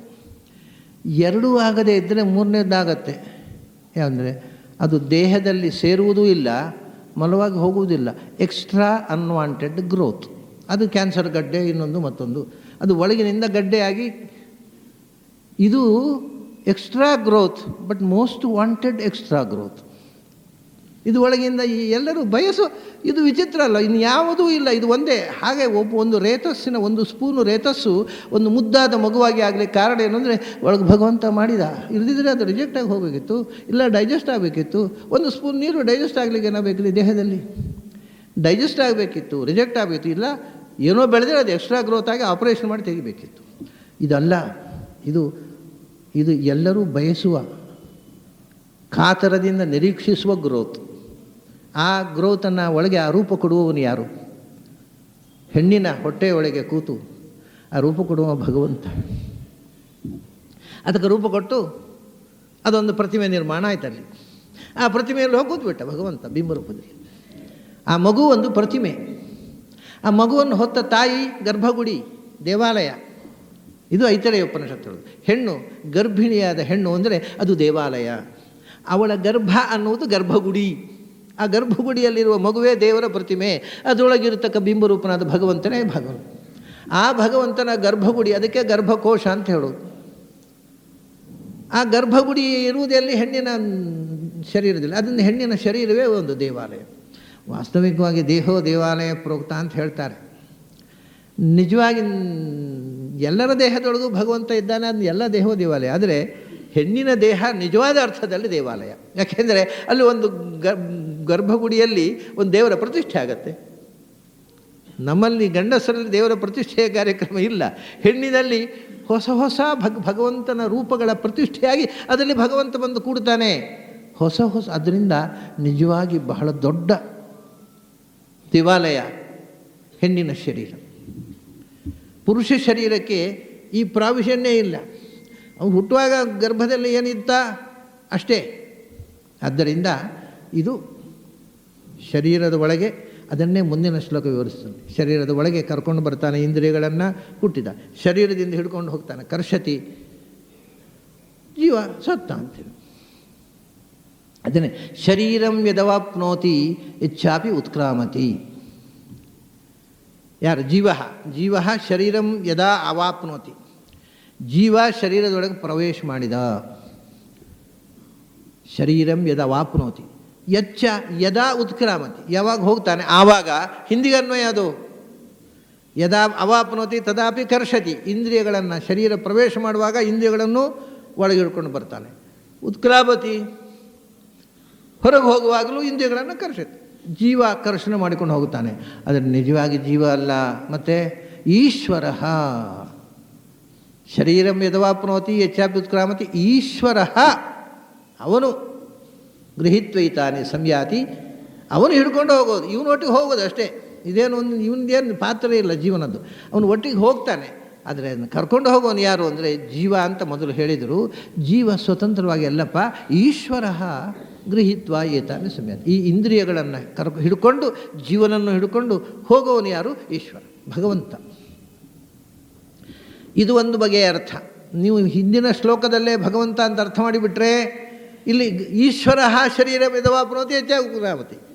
ಈ ಶರೀರದ ಒಳಗೆ ಪ್ರವೇಶ ಮಾಡುವ ಭಗವಂತ, ಶರೀರದ ಹೊರಕ್ಕೆ ಜೀವನ ಕರ್ಕೊಂಡು ಹೋಗೋ ಭಗವಂತ. ಸಹಜವಾಗಿ ಆಗೋಯ್ತು. ಇದು ಜೀವಪರ ಅಂತ ಇಟ್ಕೊಂಡ್ರೆ ಈಶ್ವರ ಅನ್ನೋದರಿಂದ ಅದಕ್ಕೆ ಹೊಸ ತಿರುವು ಕೊಟ್ಟ ಕೃಷ್ಣ. ಅಂದರೆ ನೀವು ಯಾವ ರೀತಿ ಓದಿದರೂ ಕೊನೆಗೆ ಅರ್ಥ ಒಂದೇ. ಆದರೆ ಬೇರೆ ಬೇರೆ ಆಯಾಮಗಳಲ್ಲಿ ಜೀವಪರವಾಗಿ ಈ ಸಾವಿನಲ್ಲಿ ಜೀವನ ಕ್ರಿಯೆಯನ್ನು ತಿಳಿಸ್ತಾನೆ ಕೃಷ್ಣ. ಭಗವಂತನ ಕ್ರಿಯೆಯನ್ನು ಕೃಷ್ಣ ತಿಳಿಸ್ತಾನೆ. ಸಾವಿನಲ್ಲಿ ಜೀವ ಇಂದ್ರಿಯಗಳ ಜೊತೆಗೆ ಹೊರ ಹೋಗ್ತಾನೆ, ಹುಟ್ಟಿನಲ್ಲಿ ಜೀವ ಇಂದ್ರಿಯಗಳ ಜೊತೆಗೆ ಒಳಗೆ ಬರ್ತಾನೆ ಎಂದ. ಅಷ್ಟು ಹೇಳಿದ ಕೂಡಲೇ ಸ್ವತಂತ್ರವಾಗಿ ಅಲ್ಲ, ಈಶ್ವರ ಕರೋತಿ, ಭಗವಂತ ಮಾಡ್ತಾನೆ, ಅವನೊಟ್ಟಿಗೆ ಇವನು ಇರ್ತಾನೆ. ಹೀಗೆ ಗೃಹೀತ್ವ ಶರೀರಂ ಯತ್ ಅವಾಪ್ನೋತಿ. ನೋಡಿ, ಇಲ್ಲಿ ಒಂದು ತಮಾಷೆ ಇದೆ. ಅವಾಪ್ನೋತಿ ಅಂತ ಹೇಳ್ತಾರೆ. ಇವತ್ತು ನೀವು ಸಂಸ್ಕೃತ ಓದಿದರೆ ಎಲ್ಲ ಅವಾಪ್ನೋತಿ ಹೊಂದುತ್ತಾನೆ ಅಂತ ಅರ್ಥ ಹೇಳ್ತಾರೆ. ಆಪ್ನೋತಿ ಅಂದೇನು? ಆಪ್ನೋತಿ ಅಂದರೂ ಹೊಂದುತ್ತಾನೆ, ಅವಾಪ್ನೋತಿ ಅಂದರೆ ಅವಾಪ್ನೋತಿ ಅಂದರೂ ಹೊಂದುತ್ತಾನೆ, ಸಮವಾಪ್ನೋತಿ ಅಂದರೆ ಸಮವಾಪ್ನೋತಿ ಅಂದರೂ ಹೊಂದುತ್ತಾನೆ. ನಾವು ಬೇರೆ ಅರ್ಥವೇ ಗೊತ್ತಿಲ್ಲ, ಒಂದು ಬಾಯ್ಪಾಠ ಹೊಡೆದು ಬಿಟ್ಟಿದ್ದೇವೆ, ಅದೇ ಅರ್ಥ ನಮಗೆ.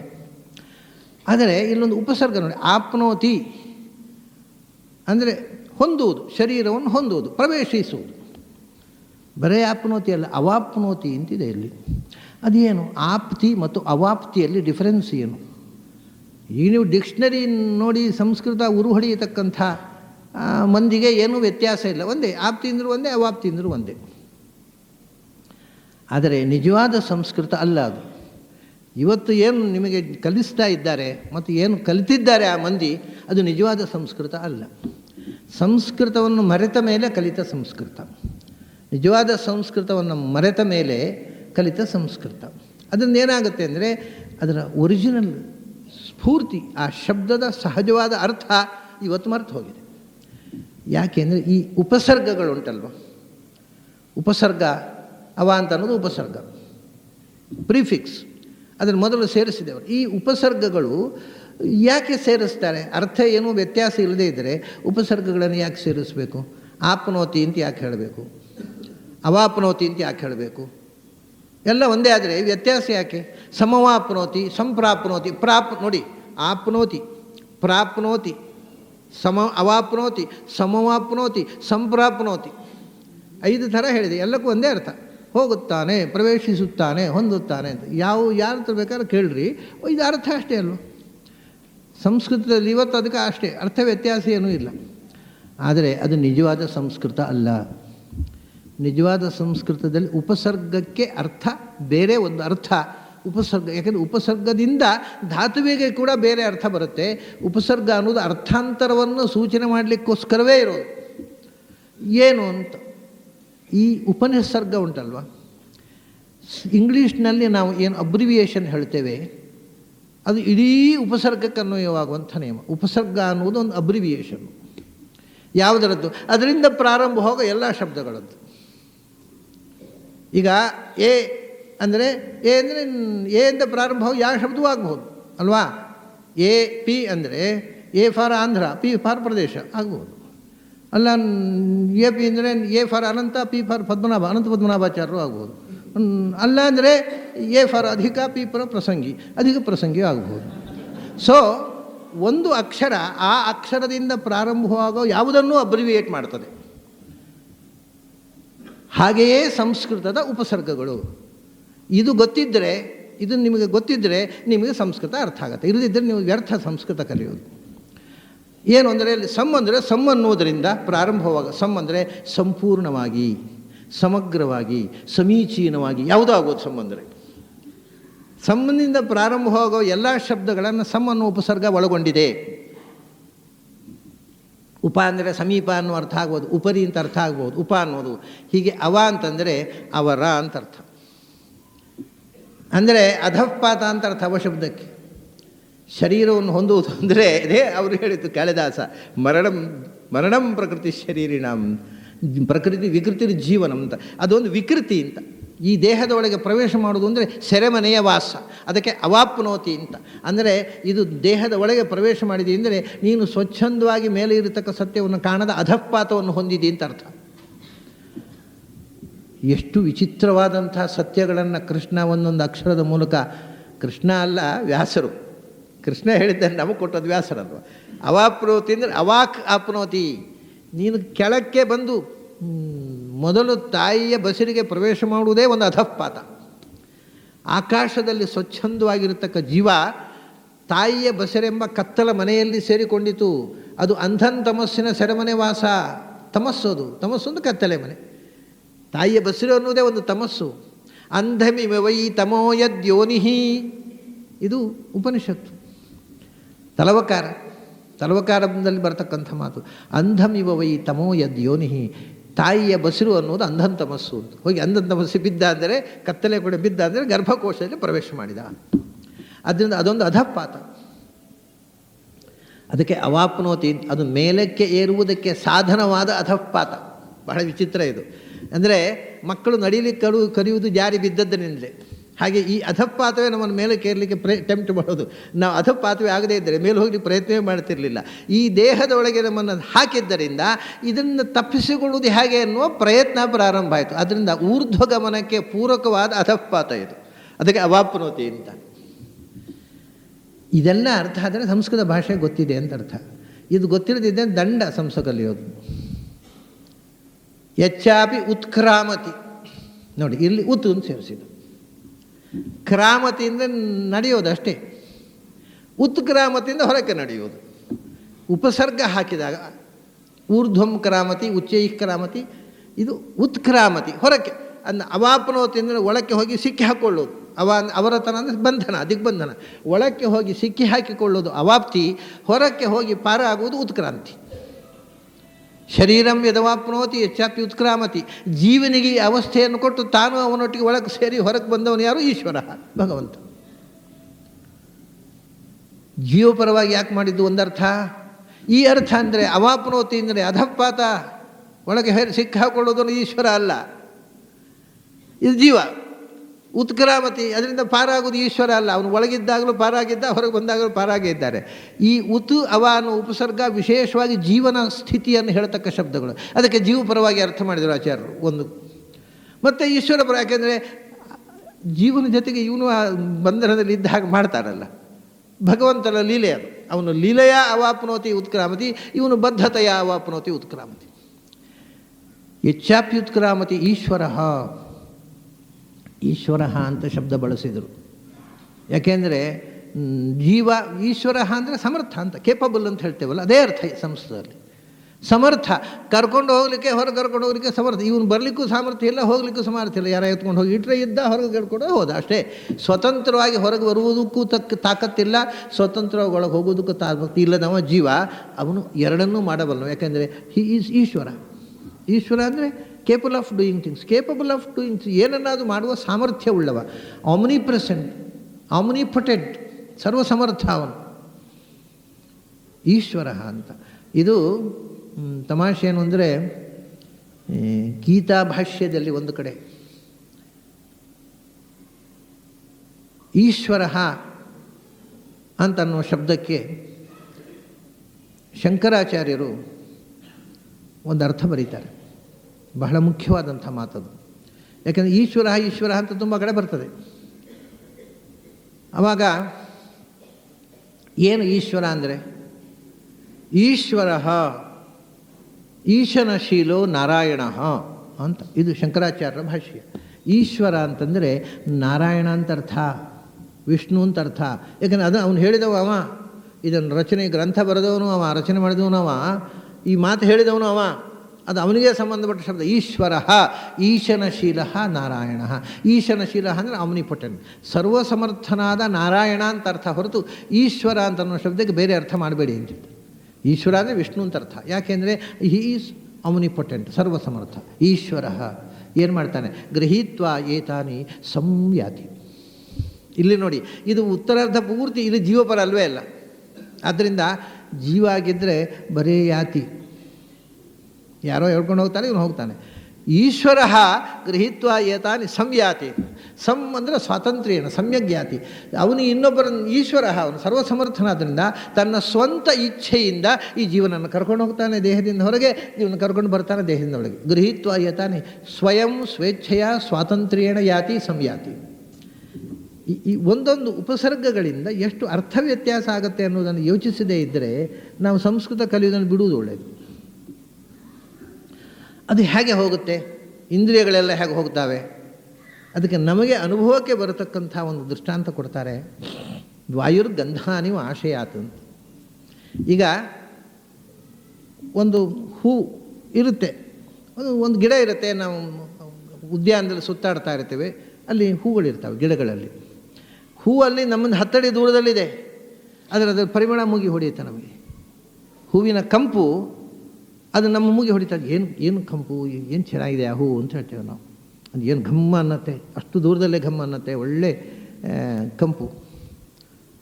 ಹೂವು ಆಗಬಹುದು, ಏನೋ ಆಗ್ಬೋದು, ಅದು ಒಟ್ಟಿಗೆ ಸುವಾಸನೆ ಇರತಕ್ಕ ಒಂದು ವಸ್ತು. ನಮ್ಮ ಮೂಗಿನ ಹೊರಳೆ ಅರಳುತ್ತೆ ಖುಷಿಯಿಂದ, ಏನು ಚೆನ್ನಾಗಿದೆ ಅದರದ್ದು ಸ್ಮೆಲ್ಲು, ಓಡರ್. ಅದು ಹೇಗೆ ನಿಮಗೆ ಹೂ ಅಲ್ಲಿ ಉಂಟಲ್ಲ, ಅದರ ಕಂಪು ನಿಮ್ಮ ಹೂವು ಹೇಗೆ ಬಂತು ಅಂತ ಕೇಳ್ತಾನೆ ಕೃಷ್ಣ. ಅದರಲ್ಲಿರತಕ್ಕಂಥ ಗಂಧದ ಸೂಕ್ಷ್ಮಾಣುಗಳು ಬಂದು ನಿಮ್ಮ ಮೂಗಿಗೆ ಮುಟ್ಟಿದವು. ಸೊ ಬಂದದ್ದು ಕಾಣಲೇ ಇಲ್ಲ.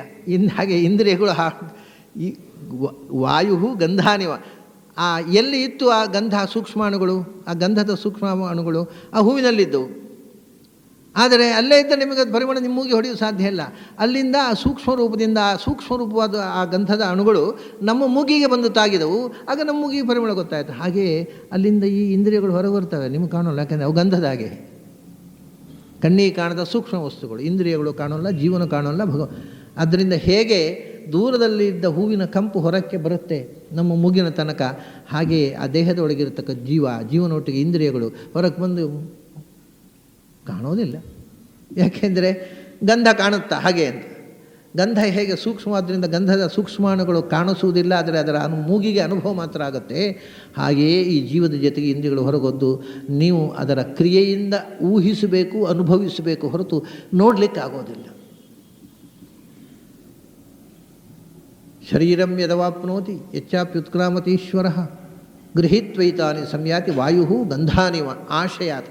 ಆಶಯ ಅಂದರೆ ಗಂಧದ ನೆಲೆ, ಹೂವಿಯಲ್ಲೇ ಇದೆ, ಅದು ಬರಲಿಲ್ಲ. ನಮಗೆ ಅಷ್ಟಕ್ಕೆ ಸಮಾಧಾನ ಆಗದೆ ಆ ಹೂವನ್ನು ಕೊಯ್ದು ಮೂಗಿನ ಹತ್ತಿರ ಹಿಡಿದು ಮೂಸೆಯೋದು ಬೇರೆ. ಬಟ್ ಅದು ಇದ್ದಾಗಲೂ ಅದರ ಕಂಪು ಬರ್ತಿತ್ತು. ಅದನ್ನೇ ಬಹಳ ಸ್ಪಷ್ಟವಾಗಿ ಹೇಳ್ತಾನೆ. ಶ್ರೋತ್ರಂ ಚಕ್ಷುಸ್ಪರ್ಶನಂಚ ರಸನಂ ಘ್ರಾಣಮೇವ ಚ ಅಧಿಷ್ಠಾಯ ಮನಶ್ಚಾಯಂ. ಬಂದ ಹಿಡ್ಕೊಂಡು ಬಂದ, ಒಂದು ದೇಹದೊಳಗೆ ಪ್ರವೇಶ ಮಾಡಿದ. ಅವನು ಏನು ಮಾಡ್ತಾನೆ? ಅವನು ಈಗ ಮುಂದಿನ ಕುತೂಹಲ ಏನು ಗೊತ್ತುಂಟ? ನಮಗೋಸ್ಕರ ಕಣ್ಣು ಮೂಗು ಎಲ್ಲ ತಂದಪ್ಪ. ನಮಗೆ ಕಣ್ಣು ತಂದ, ಅದನ್ನು ನಮ್ಮ ಕಣ್ಣು ನೋಡುವುದಕ್ಕೆ ಆಯಿತು, ಕಿವಿ ಬಂತು ಕೇಳುವುದಕ್ಕಾಯಿತು, ಮೂಗು ಬಂತು ಮೂಸುವುದಕ್ಕಾಯಿತು, ನಾಲಿಗೆ ಬಂತು ರುಚಿ ನೋಡೋದಕ್ಕಾಯಿತು, ಸ್ಪರ್ಶೇಂದ್ರಿಯ ಬಂತು ಮುಟ್ಟುವುದಕ್ಕಾಯಿತು, ಎಲ್ಲ ಹೌದು. ಆದರೆ ಅವನಲ್ಲಿ ಹಿಡ್ಕೊಂಡು ಬಂದದ್ದು, ಈ ಎಲ್ಲ ಇಂದ್ರಿಯಗಳನ್ನು ಹಿಡ್ಕೊಂಡು ಬಂದಳು. ಅವನ ಕಾರ್ಯಕ್ರಮ ಎಂಥದ್ದು? ನಮಗೆಲ್ಲ ಫುಲ್ ಪ್ರೋಗ್ರಾಮ್ ಉಂಟು. ಯಾಕಂದರೆ ನಮ್ಮ ಕಣ್ಣನ್ನು ನೋಡಬೇಕು, ಕಿವಿಲಿ ಕೇಳಬೇಕು, ಇಡೀ ದಿವಸ ನೋಡುವುದು ಕೇಳುವುದು ಮಾಡೋದು, ಮಾಡಬೇಕಾದ್ದು ಮಾಡುವುದು, ಮಾಡಬಾರದ್ದು ಮಾಡೋದು, ನೋಡಬೇಕಾದ್ದು ನೋಡುವುದು, ನೋಡಬಾರದ್ದು ನೋಡುವುದು, ಭಾರಿ ಕಾರ್ಯಕ್ರಮ ಉಂಟು. ಅಲ್ಲ, ಅವನಿಗೇನು ಕಾರ್ಯಕ್ರಮ? ಒಳಗೆ ಕೂತ್ಕೊಂಡು ಅವನ ಪ್ರೋಗ್ರಾಮ್ ಏನು? ಅದು ಹೇಳ್ತಾರೆ, ಒಂದೇನು ಗೊತ್ತಾ, ಅವನಿಗೇನು ಪ್ರೋಗ್ರಾಮ್ ಅಂತ ಕೇಳ್ತಿರಲಿಲ್ಲ. ನೀವು ನೋಡಿದ್ದು ಹಾಗೆ ಜೀವ ಇರೋದು ಇಲ್ಲಿ, ಇದು ಸ್ವಿಚ್ ಇಲ್ಲಿ ಆನ್ ಆಯಿತು, ಇಲ್ಲಿ ನೋಡೋದು ಹೇಗೆ? ಇಲ್ಲಿ ಜೀವ ಇಲ್ಲ, ಇಲ್ಲಿ ಜೀವ ಇರೋದು ಇಲ್ಲಿ. ಹೇಳ್ತಾನೆ, ಎಲ್ಲ ಇಂದ್ರಿಯಗಳಲ್ಲಿ ಕೂತುಕೊಂಡವ ನೀವಲ್ಲ. ಶ್ರೋತ್ರಂ ಚಕ್ಷುಃ ಸ್ಪರ್ಶಂಚ ರಸನಂ ಘ್ರಾಣಮೇವ ಅಧಿಷ್ಠಾಯ. ಅವನು ಕಣ್ಣಲ್ಲಿ ಕೂತ, ಆದ್ದರಿಂದ ನಿಮ್ಗೆ ಕಾಣಲಿಕ್ಕಾಯ್ತು. ಕಿವಿಯಲ್ಲಿ ಕೂತ, ಕೇಳಲಿಕ್ಕಾಯ್ತು. ಎಲ್ಲ ಇಂದ್ರಿಯಗಳ ಸ್ಥೂಲವಾದ ಅಭಿವ್ಯಕ್ತಿ ಕೇಂದ್ರಗಳಲ್ಲೂ ಅವನು ಬಂದು ಕೂತ, ಆ ಇಂದ್ರಿಯಗಳಲ್ಲೂ ಒಂದು ಕೂತ. ಹಾಗಾಗಿ ನೀವು ನೋಡುವುದು ಕಣ್ಣಿರೋದ್ರಿಂದಲ್ಲ, ಕಣ್ಣಿನಲ್ಲಿ ಅವನು ಬಂದು ಕೂತದ್ದರಿಂದ. ಇಲ್ಲದೇ ಇದ್ದರೆ ಕಣ್ಣು ಕಾಣೋದಿಲ್ಲರಿ ಅವರಿಗೆ, ಹುಟ್ಟಿನಿಂದಲೇ ಬ್ಲೈಂಡು ಅಷ್ಟೇ. ಕಿವಿ ಇದೆ, ಕೇಳಿಸೋಲ್ಲ, ಕಿವುಡ್ರು, ಹುಟ್ಟಿನಿಂದ ಕಿವುಡ್ರು. ಏನು ಮಾಡಲಿಕ್ಕೆ ಬರುತ್ತೆ? ಹುಟ್ಟಿನಿಂದ ಕಿವುಡ್ರು, ಆದ್ದರಿಂದ ಹುಟ್ಟಿನಿಂದ ಮೂಕರು, ಕೇಳಲೇ ಅಲ್ಲ ಶಬ್ದ, ಮಾತಾಡೋದು ಹೇಗೆ? ಅಲ್ಲ, ಅವನು ಬಾಯಲ್ಲಿ ಕೂತ ಮತ್ತು ಬಂತು, ಕಿವಿಯಲ್ಲಿ ಕೂತ ಕೇಳಿತು, ಕಣ್ಣಲ್ಲಿ ಬಂದು ಕೂತ ನೋಡಲಿಕ್ಕೆ. ಎಲ್ಲೆಲ್ಲಿ ಯಾವ್ಯಾವ ಕ್ರಿಯೆ ಆಗಬೇಕೋ ಅಲ್ಲೆಲ್ಲ ಬಂದು ಕೂತು ಆ ಕ್ರಿಯೆಯನ್ನು ಮಾಡುವವನು ಅವನು, ನೀವಲ್ಲ. ನೀವು ಇಲ್ಲಿ ಕೂತು ಸುಮ್ಮನೆ ಅವನು ತೋರಿಸಿದ್ದನ್ನು ನೋಡೋರು ಅಷ್ಟೇ. ಇಲ್ಲೇ ಇವನಿಗೆ ಸಂಚಾರ ಇಲ್ಲ, ಜೀವನಿಗೆ ಇಲ್ಲೇ ಹೃದಯದಲ್ಲಿ ಹೃತ್ಕಮಲ ಮಧ್ಯೆಯಲ್ಲಿ ಕೂತ್ಬಿಡ್ತಾನೆ. ಎಲ್ಲ ಇಂದ್ರಿಯಗಳಲ್ಲಿ ಸಂಚಾರ ಇಲ್ಲ ಜೀವನಿಗೆ, ಅದು ಅವನು ಅಲ್ಲಲ್ಲಿ ಕೂತು ನಮಗೆ ತೋರುವಂತೆ ಮಾಡಿದ, ನಾವು ಕಂಡೆವು. ಅದು ಹೇಳ್ತಾರೆ, ಅಧಿಷ್ಠಾಯ ಮನಶ್ಚಾಯಂ. ಶ್ರೋತ್ರಂ ಕಿವಿಯಲ್ಲಿ ಕೂತ, ಚಕ್ಷುಹು ಕಣ್ಣಲ್ಲಿ ಕೂತ, ಸ್ಪರ್ಶನಂ ತ್ವಗಿಂದ್ರಿಯಲ್ಲಿ ಕೂತ, ಆಮೇಲೆ ರಸನಂ ನಾಲಿಗೆಯಲ್ಲಿ ಕೂತ, ಘ್ರಾಣಮೇವ ಮೂಗಿನಲ್ಲಿ ಕೂತ, ಮನಸ್ಸಿನಲ್ಲಿ ಕೂತ. ಈ ಎಲ್ಲ ಇಂದ್ರಿಯಗಳು ಚಟುವಟಿಕೆ ಪ್ರಾರಂಭ ಆಯಿತು. ಇವು ಚಟುವಟಿಕೆ ಪ್ರಾರಂಭ ಆಗುವುದು, ಇವನ್ನ ಆ್ಯಕ್ಟಿವೇಟ್ ಮಾಡುವವನು ಯಾರು? ಭಗವಂತ ಅಲ್ಲಿ ಕೂತು. ಅದರಿಂದ ನೀವು ನೋಡುವಾಗ ನೀವು ಮಾತ್ರ ನೋಡುವುದಲ್ಲ, ಅವನು ನೋಡ್ತಾನೆ ಮತ್ತು ನಿಮಗೆ ತೋರಿಸ್ತಾನೆ. ಎರಡೆರಡು ಕ್ರಿಯೆ ಭಗವಂತನದ್ದು. ನೀವು ಬರೇ ನೋಡುವುದು, ಅವನು ಒಳಗೆ ಕೂತು ನಿಮಗೆ ನೋಡುವಂತೆ ಮಾಡ್ತಾನೆ, ಮತ್ತು ನಿಮಗೆ ಮಾತ್ರ ತಾನು ಕಣ್ಮುಚ್ಚಿಕೊಂಡು ನೀವು ತೋರಿಸೋದಲ್ಲ. ನೀವೇನು ನೋಡ್ತಿರೋದನ್ನು ಅವನು ನೋಡ್ತಾರೆ ಅಲ್ವಾ? ಕಣ್ಣಿನಲ್ಲಿ ನಾವು ಮಾತು ನೋಡೋದು, ಕಣ್ಣಲ್ಲಿರೋ ದೇವರಿಗೆ ಕಾಣೋಲ್ವಾ? ಅವನು ನೋಡ್ತಾನೆ, ನಮಗೆ ಕಾಣಿಸ್ತಾನೆ. ಅವನು ಕೇಳ್ತಾನೆ, ನಮಗೆ ಕೇಳಿಸ್ತಾನೆ. ಎರಡೆರಡು ಕ್ರಿಯೆ ಮಾಡ್ತಾ ಇದ್ದಾನೆ ಇಂದ್ರಿಯಗಳಲ್ಲಿ. ಅದನ್ನ ಶ್ರೋತ್ರಂ ಚಕ್ಷುಹು ಇಲ್ಲಿ ಇನ್ನೊಂದು ಸ್ವಾರಸ್ಯ ಉಂಟು ನೋಡಿ, ಈ ಆರ್ಡರ್ ನಮಗೆ. ಇದೆಲ್ಲ ಅಧಿಷ್ಠಾಯ ಮನಶ್ಚಾಯಂ ವಿಷಯಾನ್ ಉಪಸೇವತೆ. ಈ ಇಂದ್ರಿಯಗಳ ವಿಷಯಗಳು, ಇಂದ್ರಿಯಗಳ ವಿಷಯ ಅಂದರೆ ಶ್ರೋತ್ರಕ್ಕೆ ಶಬ್ದ, ಚಕ್ಷುಸ್ಸಿಗೆ ರೂಪ, ಸ್ಪರ್ಶಕ್ಕೆ ತ್ವಗೀಂದ್ರಿಯಕ್ಕೆ ಸ್ಪರ್ಶ, ನಾಲಿಗೆಗೆ ರಸ, ರಸನಕ್ಕೆ ರಸ, ಮೂಗಿಗೆ ಗಂಧ, ಶಬ್ದ ಸ್ಪರ್ಶ ರೂಪರಸ ಗಂಧ, ಮನಸ್ಸಿಗೆ ಚಿಂತನೆ, ಸ್ಮರಣೆ, ಚಿಂತನೆ, ಇದೆಲ್ಲ ಅಂತರಂಗದ. ಇದೆಲ್ಲ ವಿಷಯಗಳು. ಇದನ್ನು ನಾವು ಮಾತ್ರ ಅನುಭವಿಸುವುದಲ್ಲ, ವಿಷಯಾನ್ನ ಉಪಸೇವತೆ, ಅವನು ಅದನ್ನು ಅನುಭವಿಸ್ತಾ ಇದ್ದಾನೆ. ಆದರೆ ನಾವು ಈ ಜೀವ ಕೇವಲಂ ಸೇವತೆ, ಭಗವಾನ್ ಉಪಸೇವತೆ. ಇಲ್ಲಿ ಮತ್ತೆ ಉಪಸರ್ಗ ಬಂತು. ಉಪಸೇವತೆ ಅಂದರೆ ಉಪರಿ ಸೇವತೆ ಅಂತ, ಎಲ್ಲಕ್ಕಿಂತ ಅದನ್ನು ಮೀರಿ ನಿಂತು ಅದನ್ನು ಅನುಭವಿಸುವುದು. ನಾವು ಮೀರಿ ನಿಂತಲ್ಲ, ಅದರಲ್ಲಿ ಮುಳುಗಿ ಅನುಭವಿಸುವವರು, ಅದರ ಸುಖ ದುಃಖಗಳಲ್ಲಿ ಬಿದ್ದುಕೊಂಡು ಒದ್ದಾಡ್ತಾ ಅನುಭವಿಸುವವರು. ಅವನು ಎಲ್ಲವನ್ನು ಮೀರಿ ನಿಂತು ಎಲ್ಲವನ್ನು ಅನುಭವಿಸ್ತಾನೆ. ಅಂದರೆ ಅವನಿಗೆ ಇದರಿಂದ ದುಃಖದ ಸ್ಪರ್ಶ. ನಮಗೆ ಒಂದು ನೋಡಿದಾಗ ಖುಷಿ ಇದ್ದ ಸಂಗತಿ ಆದರೆ, ಒಳ್ಳೆಯ ವಿಷಯ ಆದರೆ ಸುಖ ಆಯಿತು, ಕೆಟ್ಟ ವಿಷಯ ದುಃಖ ಆಗುತ್ತೆ. ಅವನು ಉಪರಿ ಸೇವತೆ, ಅವನು ಎಲ್ಲ ಸುಖ ದುಃಖಗಳನ್ನು ಮೀರಿ ನಿಂತು ಇದರಿಂದ ನಿರ್ಲಿಪ್ತನಾಗಿ ಕೇವಲ ಆನಂದ ಅನುಭವ ಮಾಡ್ತಾ ನೋಡ್ತಾ ಇದ್ದಾನೆ. ಆದ್ದರಿಂದ ಉಪಸೇವತೆ. ಒಂದೊಂದು ಉಪಸರ್ಗವನ್ನು ಸೇರಿಸಿದಾಗಲೂ ಧಾತು ಹೇಗೆ ಹೊಸ ಅರ್ಥದ ಆಯಾಮವನ್ನು ಕೊಡುತ್ತೆ ಅನ್ನೋದನ್ನು ನೀವು ಈಗ ನೋಡಿದಾಗ ಸಂಸ್ಕೃತದ ಆ ಚಮತ್ಕಾರ. ಇಡೀ ಸಂಸ್ಕೃತ ಫುಲ್ ಆಫ್ ಅಬ್ರಿವಿಯೇಷನ್ಸ್. ಇಂಗ್ಲೀಷ್ನಲ್ಲಿ ಇಷ್ಟು ಅಬ್ರಿವಿಯೇಷನ್ ಇಲ್ಲ, ಸಂಸ್ಕೃತದಲ್ಲಿ ಈ ಮಾತೇ ಅಬ್ರಿವಿಯೇಷನ್ಗಳಂತ. ಯಾವ ಮಾತನ್ನು ನೀವು ಆಡಬೇಕಾಗಿದ್ದರೂ ಅದಕ್ಕೊಂದು ಉಪಸರ್ಗ ಸೇರಿಸಿಬಿಟ್ರೆ ಅದು ಅಬ್ರಿವಿಯೇಷನ್ ಬಂದಲ್ಲಿ. ಓಂಕಾರವೇ ಅಬ್ರಿವಿಯೇಷನ್ಗಳ ಸರಮಾಲೆ ಅಲ್ವಾ? ಆ ಅಂತಂದರೆ ಒಂದು ಅಬ್ರಿವಿಯೇಷನ್ನು, ಆ ಅಂದರೆ ಆದಿ, ಆದಿಮಾನ್, ಆಪ್ತಿ, ಉ ಅಂದರೆ ಉತ್ಕರ್ಷ, ಉನ್ನತಿ, ಮಾ ಅಂದರೆ ಮಾನ.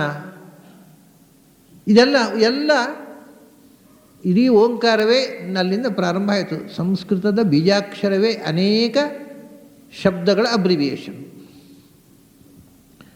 ಅಲ್ಲಿಂದ ಇಲ್ಲಿ ಇಲ್ಲ, ಉಪಸರ್ಗಗಳೆಲ್ಲ ಅಬ್ರಿವಿಯೇಷನ್. ಅದರಿಂದ ಉಪಸೇವತೆ, ಭಗವಂತ ಇಲ್ಲಿ ಜೀವನ ಬಿಟ್ಟುಬಿಟ್ರು. ಇದು ಕೇವಲ ಭಗವತ್ಪರ ಉಪಸೇವತೆ. ಇನ್ನು ನೀವು ಜೀವನನ್ನು ಇಟ್ಟುಕೊಳ್ಳೋದಿದ್ರೂ ತಪ್ಪಿಲ್ಲ. ಜೀವಪರವಾಗಿ ಇದಕ್ಕೆ ಅರ್ಥ ಮಾಡಿದರೆ ಉಪಸರ್ಜನತೆಯ ಸೇವತೆ ಅಂತ. ಭಗವಂತನ ಉಪಸರ್ಜನವಾಗಿ ಅಸಿಸ್ಟೆಂಟ್ ಅಂದರೆ ಅವನ ಜೊತೆಗೆ ಇದ್ದು ಉಪಸಂಪಾದಕ ಹೇಳಿದ ಹಾಗೆ ಸಬಾರ್ಡಿನೇಟ್ ಆಗಿ ಸೇವನೆ ಮಾಡ್ತಾನೆ, ನಾಟ್ ಇಂಡಿಪೆಂಡೆಂಟ್ಲಿ. ಒಂದು ಉಪಸರ್ಗಕ್ಕೆ ಯಾವ ರೀತಿ ಅರ್ಥ ಮಾಡ್ಬೋದು ನೋಡಿ.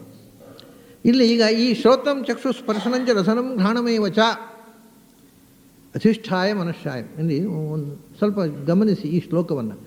ಶ್ರೋತ್ರಂ ಚಕ್ಷು ಸ್ಪರ್ಶನಂಚ, ಸ್ಪರ್ಶನಕ್ಕೆ ಒಂದು ಚ ಬಂದಿದೆ. ಆಮೇಲೆ ರಸನಂ ಘ್ರಾಣಮೇವ ಚ, ಅಲ್ಲಿ ಒಂದು ಚ ಉಂಟು. ಉಳಿದವರಿಗೆಲ್ಲ ಚ ಇಲ್ಲ ಏನು? ಅವರಿಗೆ ಮಾತ್ರ ಏನು ಚ ಕೊಡೋದು? ಎಲ್ರಿಗೂ ಚ ಕೊಡಬೇಕಪ್ಪ. ಬಂದವರು ಕೆಲವರಿಗೆ ಚ ಉಂಟು, ಕೆಲವರಿಗೆ ಚ ಇಲ್ಲ ಅಂದರೆ ಏನು? ಅಧಿಷ್ಠಾಯ ಮನಶ್ಚಾಯ, ಮನಸ್ಸಿಗೆ ಚ ಉಂಟು, ಘ್ರಾಣಕ್ಕೆ ಚ ಉಂಟು, ಸ್ಪರ್ಶಕ್ಕೆ ಚ ಉಂಟು, ಉಳಿದಲ್ಲಿ ಏನಿಲ್ಲ. ಇದು ಸರಳವಾದಂಥ ಸಂಗತಿ. ಆದರೆ ಇದರಲ್ಲೊಂದು ಅಪೂರ್ವ ವಿಷಯ ಇದೆ. ಅದು ನಾನು ಮತ್ತೆ ಸರಳವಾಗಿ ಚ ಅನ್ನೋದು ಒಂದಕ್ಕೊಂದು ಸಮುಚ್ಚಾಯಕ. ಶ್ರೋತ್ರವೂ ಚಕ್ಷುಸ್ಸು ನಾವು ಹೂ ಅಂತೇವಲ್ಲ, ಅದಕ್ಕೆ ಚ ಅಂತಾರೆ ಸಂಸ್ಕೃತಿ. ಶ್ರೋತ್ರಂಚ ಮನಶ್ಚ ಒಂದು ಕಡೆ ಹೇಳಿದರೆ, ಈಗ ರಾಮಶ್ಚ ಕೃಷ್ಣಶ್ಚ ಆಗತವು ಅಂತ ಹೇಳ್ಬೋದು. ರಾಮ ಕೃಷ್ಣಶ್ಚ ಒಂದೇ ಕಡೆ, ರಾಮ ಮತ್ತು ಕೃಷ್ಣ, ರಾಮನೂ ಕೃಷ್ಣನೂ ಹಾಗೂ ಹೇಳ್ಬೋದು, ರಾಮ ಮತ್ತು ಕೃಷ್ಣ. ಸೊ ಚ ಅನ್ನೋದನ್ನು ಎಲ್ಲ ಕಡೆಯೂ ಹಾಕ್ಬೋದು. ಒಂದು ಕಡೆ ಹಾಕಿದರೆ ಎಲ್ಲಕ್ಕೂ ಸಮುಚ್ಚಾಯಕ ಆಗುತ್ತೆ. ಆದ್ದರಿಂದ ಇಲ್ಲಿ 3 ಕಡೆ ಹಾಕಿದ್ದಾರೆ, 5ಕ್ಕೆ 6ಕ್ಕೆ 3 ಕಡೆ ಹಾಕಿದ್ದಾರೆ, 3ಕ್ಕೆ ಬಿಟ್ಟಿದ್ದಾರೆ. ಅದು ಒಂದಕ್ಕೊಂದು ಪೂರಕ. ಅದು ಅದರಿಂದ ಏನು ಚಕಾರ ಹಾಕದೇ ಇರೋದು ತೊಂದರೆ ಏನೂ ಇಲ್ಲ, ಭಾಷೆಯ ದೃಷ್ಟಿಯಿಂದ ಏನೂ ಸಮಸ್ಯೆ ಇಲ್ಲ. ಆದರೆ ಹಾಕದೇ ಇರುವುದರಲ್ಲಿ ಒಂದು ವಿಶೇಷ ಉದ್ದೇಶ ಇದೆ. ಚ ಅನ್ನೋದು ಸಮುಚ್ಚಾಯಕ ಆದ್ದರಿಂದ ಒಂದು ಕಡೆ ಹಾಕಿದರೆ 2 ಕಡೆ ಹಾಕಿದರೆ ಹಾಕು. ಇಲ್ಲಿ 3 ಕಡೆ ಬಿಟ್ಟಿದ್ದಾರೆ, 3 ಕಡೆ ಹಿಡಿದಿದ್ದಾರೆ. ಅದು ಒಂದು. ಆಮೇಲೆ ಗ್ರಹಣಕ್ಕಾಗೋ ಒಂದು ಏವ ಅಂತಿದೆ, ಪರಸ್ಪರ ವಿರುದ್ಧ. ಇದು ಚ ಅಂದರೆ ಹೌದು ಅಂತ ಅದರ ಒಟ್ಟಿಗೆ, ಏವ ಅಂದರೆ ಅವಧಾರಣೆ ಮಾಡುವಂಥದ್ದು. ರಾಮ ಏವ ಅಂದರೆ ರಾಮನೊಬ್ಬನೇ ಬಂದ ಅಂತ ಅರ್ಥ. ಈಗ ಗ್ರಹಣವೂ ಗ್ರಹಣಮೇವ ಅಂದರೆ ಗ್ರಹಣ ಒಂದೇ, ಮೂಗು ಒಂದೇ ಆಗುವುದು ಹೇಗೆ 5 ಇರುವಾಗ. ಏವ ಅನ್ನೋದು ಈ ಥರ ನಿಷೇಧ ಮಾಡುತ್ತೆ, ಚ ಅನ್ನೋದು ಈ ಥರ ಸಮುಚ್ಚಯ ಮಾಡುತ್ತೆ. ಈ 2 ಒಟ್ಟು ಮಾಡಿ ಪ್ರಯೋಗ ಮಾಡ್ತಾರೆ ಏವ ಚ ಅಂತ ಸಂಸ್ಕೃತದಲ್ಲಿ. ಅದು ಒಂದು ಚಮತ್ಕಾರ. ಅದಕ್ಕೆ ಏನು ಮಾಡಿದರು ಸಂಸ್ಕೃತದ, ಆಮೇಲಿನ ಸಂಸ್ಕೃತದ ಭಾಷೆಯಲ್ಲಿ ಬೆಳವಣಿಗೆ ಬಂದಾಗ ಪ್ರಾರಂಭದಲ್ಲಿ ಇದಕ್ಕೆಲ್ಲ ವಿಶೇಷ ಅರ್ಥ ಇತ್ತು.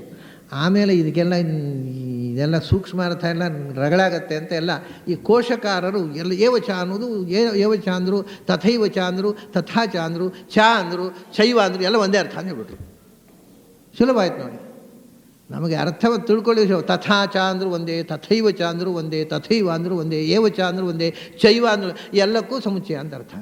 ರಗಳೇ ಇಲ್ಲ, ಭಾಳ ಸುಲಭ ಆಯಿತು ಅರ್ಥ ಹೇಳೋದು. ಇದು ಎಸ್ಕೇಪಿಸಮ್. ಸಂಸ್ಕೃತ ಭಾಷೆ ಮರೆತು ಹೋದ ಮೇಲೆ ಹೀಗೆ ವ್ಯಾಖ್ಯಾನ ಬರಲಿಕ್ಕೆ ಶುರುವಾಯಿತು. ಪ್ರತಿಯೊಂದು ನೋಡಿ, ಮೊದಲು ಈ ಏವಚ ಅನ್ನೋದರದ್ದು, ಈ ಏವ ಅನ್ನೋದು ಯಾಕೆ ಬರ್ತಿತ್ತು ಗೊತ್ತಾ?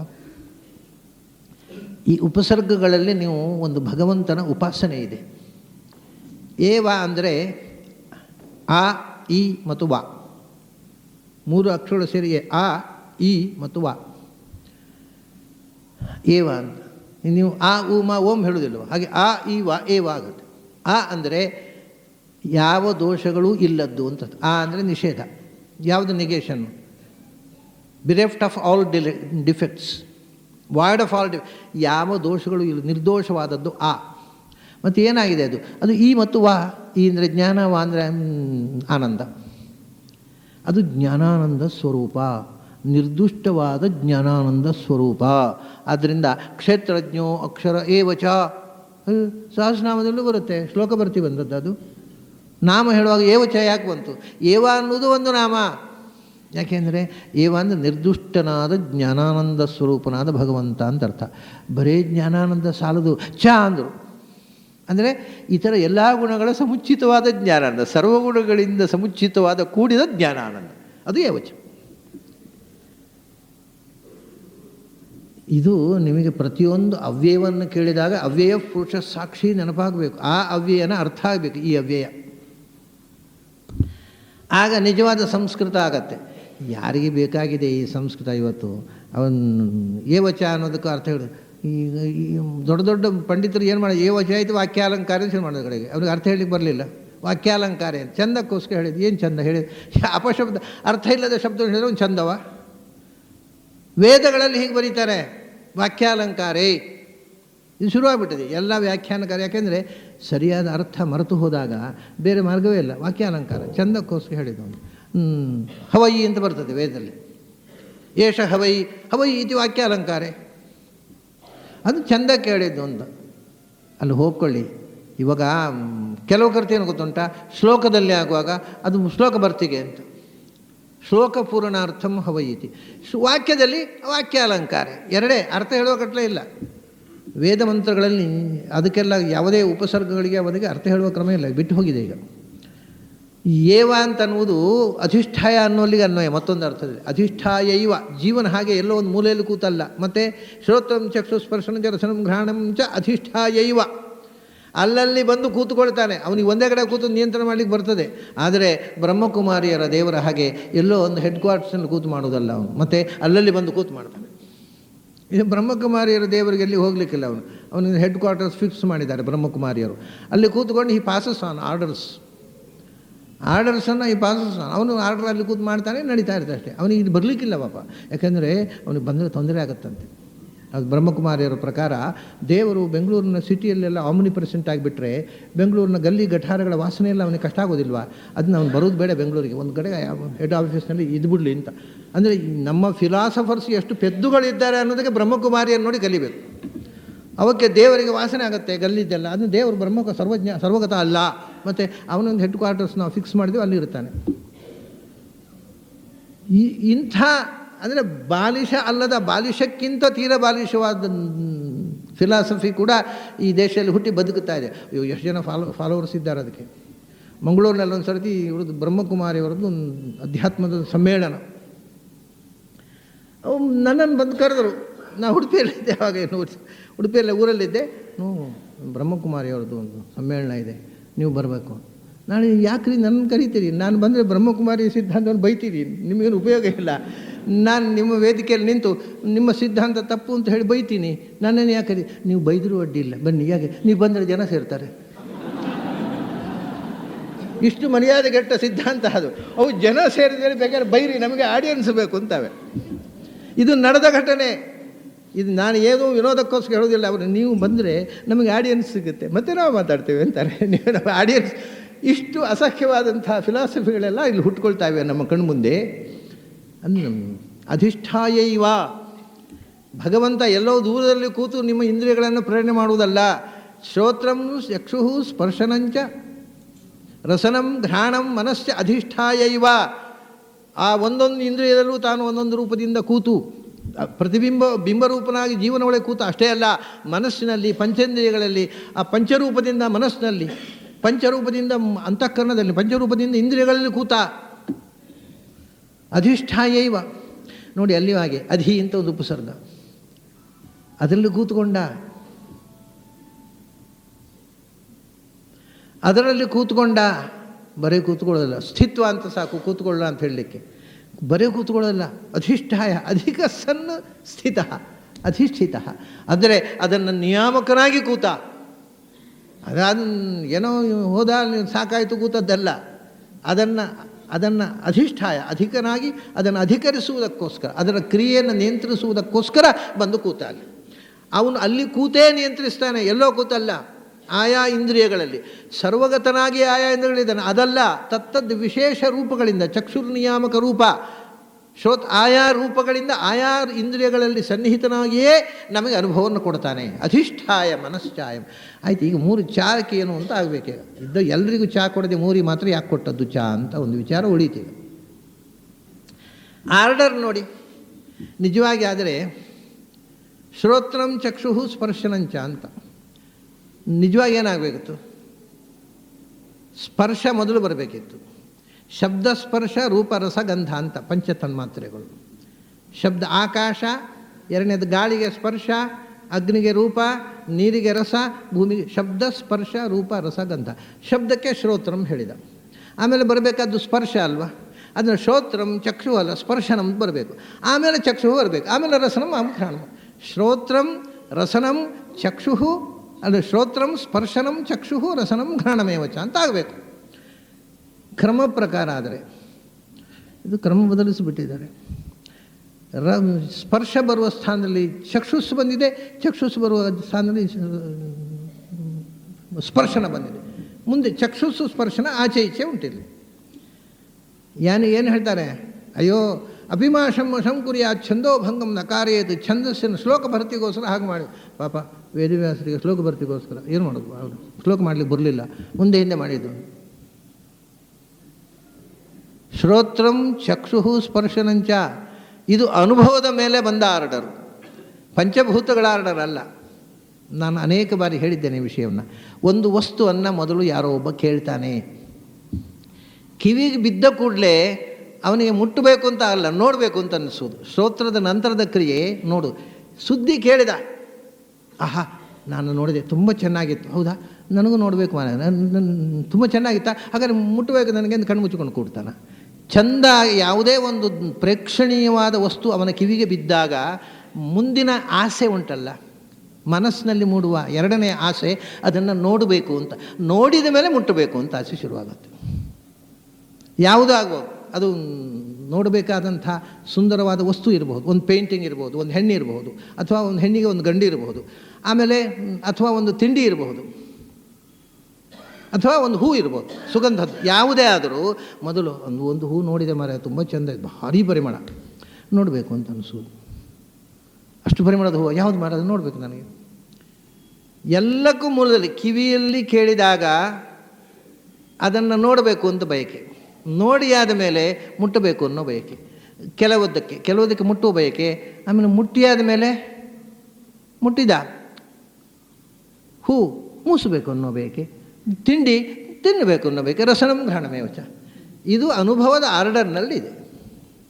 ಅದರಿಂದ ನಾವು ನಮ್ಮ ಜೀವನದ ಅನುಭವಕ್ಕೆ ತಕ್ಕಂತೆ ಶಬ್ದಗಳನ್ನು ಕೊಟ್ಟರು. ಶ್ರೋತ್ರಂ ಚಕ್ಷು ಸ್ಪರ್ಶನಂಚ ರಸನಂ ಘ್ರಾಣಮೇವಚ. ಇದು ಎಲ್ಲವನ್ನು ಒಳಕ್ಕೆ ಕಮ್ಯುನಿಕೇಟ್ ಮಾಡುವಂಥ ಮನಸ್ಸು ಪ್ರಧಾನ, ಅದನ್ನು ಕೊನೆಗೆ ಹೇಳಿದರು. ಆಯಿತು, ಆದರೆ ಈಗ ನೀನು ಚಾ ಮೂರೇ ಯಾಕೆ ಮಾಡಿದ್ದು ಅಂತ ಗೊತ್ತಾಗಿಲ್ಲ, ಅದೊಂದು ಉಳಿದೋಯ್ತು. ಈಗ ಚಾ ಅನ್ನತಕ್ಕಂಥದ್ದು ಒಂದು ದೃಷ್ಟಿಯಿಂದ ಎರಡು ಅರ್ಥ ಇದೆ ಚಾ ಅನ್ನೋದಕ್ಕೆ. ಚಾ ಸಮುಚ್ಚಾಯಕ ಒಂದು ಆಯ್ತಲ್ಲ, ಶ್ರೋತ್ರ, ಕಣ್ಣು ಮತ್ತು ತ್ವಗೀಂದ್ರಿಯ ಮತ್ತು ಘ್ರಾಣ ಮತ್ತು ಮನಸ್ಸು, ಚಾ ಆಲ್ಸೋ ಅನ್ನೋ ಹಾಗೆ. ಅದು ಒಂದೇ ಅಲ್ಲ, ಚಾ ಅನ್ನೋದಕ್ಕೆ ಇನ್ನು ಎರಡು ಅರ್ಥಗಳಿದೆ. ಒಂದು, ಕೆಲವೊಮ್ಮೆ ನಾವು ಚಾ ಅನ್ನೋ ಶಬ್ದವನ್ನು ಹಾಕಿದರೆ ಅದು ಆ ವಸ್ತುವಿನ ಹೀನತ್ವವನ್ನು ಹೇಳ್ತದೆ, ಇನ್ಫೀರಿಯಾರಿಟಿ, ಇಲ್ಲ ಆ ವಸ್ತುವಿನ ಸುಪೀರಿಯಾರಿಟಿಯನ್ನು ಹೇಳುತ್ತೆ. ಒಂದು ವಸ್ತು ಆ ಇಡೀ ಗುಂಪಿನಲ್ಲಿ ಸುಪೀರಿಯರ್ ಆದರೂ ಅದಕ್ಕೆ ಚ ಶಬ್ದ ಹಾಕ್ತೇವೆ, ಅದು ಇಡೀ ಗ್ರೂಪಿನಲ್ಲಿ ನಿಕೃಷ್ಟ ಆಗಿದ್ದರೆ ಅದಕ್ಕೆ ಚಕ್ಕ ಆಗ್ತದೆ. ನಾವು ಕನ್ನಡದಲ್ಲಿ ಹಾಗೆ ನೋಡಿ, ಒಂದು ಸಭೆ, ಆ ಊರಿನಲ್ಲಿ ದೊಡ್ಡ ಪಂಡಿತರು, ಅವರು ಸಾಮಾನ್ಯವಾಗಿ ಯಾವ ಸಭೆಗೂ ಬರೋಲ್ಲ, ಅವರೂ ಬಂದಿದ್ದರು ರೀ, ಓಹೋ ಇಲ್ಲಿ ಅವರೂ ಅಂದರೆ ಮುಖ್ಯ ಚಹಾ, ಪ್ರಧಾನ, ಶ್ರೇಷ್ಠರಾದವರು ಯಾವತ್ತೂ ಎಲ್ಲಿ ಕರೆದು ಬರೋರಲ್ಲ, ಅವ್ರು ಬಂದುಬಿಟ್ಟಿದ್ದಾರಪ್ಪ ಅನ್ನುವಾಗ ಒಂದು ಚಹಾ ಹಾಕ್ತೇವೆ. ಸೋಪಿ ಆಗತಃ ಅವರೂ ಬಂದಿದ್ದರು, ಅವನು ಇನ್ವಿಟೇಷನ್ನೇ ಕೊಡಲಿಲ್ಲ, ಬಂದುಬಿಟ್ಟಿದ್ದಾನೆ, ಅವನು ಬಂದಿದ್ದಾನೆಯ್ಯ, ನಾವು ಹೇಳಿಲ್ಲ ಕರೀಲಿಲ್ಲ, ಮರ್ಯಾದೆ ಇರೋದು ಬಂದು ಸೇರಿಕೊಂಡಿದ್ದಾವೆ, ಅಲ್ಲಿಯೂ ಚಹಾ ಹಾಕ್ತೇವೆ ಅಲ್ವಾ. ಅವನೂ ಬಂದಿದ್ದ, ಯಾರು ಕರೆದ್ರು ಅವನನ್ನು ದರಿದ್ರ, ಅವನು ಬಂದಿದ್ದಾನಲ್ಲ. ಸೊ ಅವನು ಅಥವಾ ಅಚ್ಚ ಅನ್ನೋದಕ್ಕೆ ಒಂದೋ ಮೋಸ್ಟ್ ಇಂಪಾರ್ಟೆಂಟ್ ಅಥವಾ ನಿಗ್ಲಿಜಿಬಲ್ ಎರಡು ಅರ್ಥ ಇದೆ. ಅದು ಅಯೋಗ್ಯ, ಅಮುಖ್ಯ, ನೀಚ ಅನ್ನೋ ಅರ್ಥದಲ್ಲಿಯೂ ನೀಚತ್ವೇ ಚಫ್ ಪ್ರಯುಜ್ಯತೆ. ಇದೆಲ್ಲ ಅರ್ಥ ಈ ಅಕ್ಷರ ಉಂಟು ಅಂತ ಸಂಸ್ಕೃತ ಭಾಷೆಯ ಇತಿಹಾಸದಲ್ಲಿ ಹೇಳಿದವರು ಯಾರು ಗೊತ್ತಾ? ಮಧ್ವಾಚಾರ್ಯ ಮಾತ್ರ. ಯಾವ ಡಿಕ್ಷನರಿಯವರು ಹೇಳಲಿಲ್ಲ. ಆದರೆ ಮಧ್ವಾಚಾರ್ಯ ಹೇಳಿದ್ದಾರೆ. ಅವರು ಹೇಳಿದ್ದನ್ನು ನಿಮಗೆ ಅನುಭವಕ್ಕೆ ಬರಲಿಕ್ಕೋಸ್ಕರ ನಾನು ನಮ್ಮ ಭಾಷೆಯ ಪ್ರಯೋಗವನ್ನು ಕೊಟ್ಟದ್ದು. ಎಷ್ಟು ವಾಸ್ತವ ಅದು. ಆ ಭಾಷೆಯಲ್ಲಿರುವಂಥ ಅಂತರಂಗದ ಅರ್ಥವನ್ನು ರಿವೀಲ್ ಮಾಡಿದವರು ಮಧ್ವಾಚಾರ್ಯ ಒಬ್ಬರೇ. ಯಾವ ಸಂಸ್ಕೃತ ಪಂಡಿತನು, ಯಾವ ಕೋಶಕಾರನು, ಯಾವ ವ್ಯಾಕರಣಕಾರನು, ಯಾವ ವೇದಾಂತಿ, ಯಾವ ಸಾಹಿತಿಯೂ ಹೇಳಿಲ್ಲ.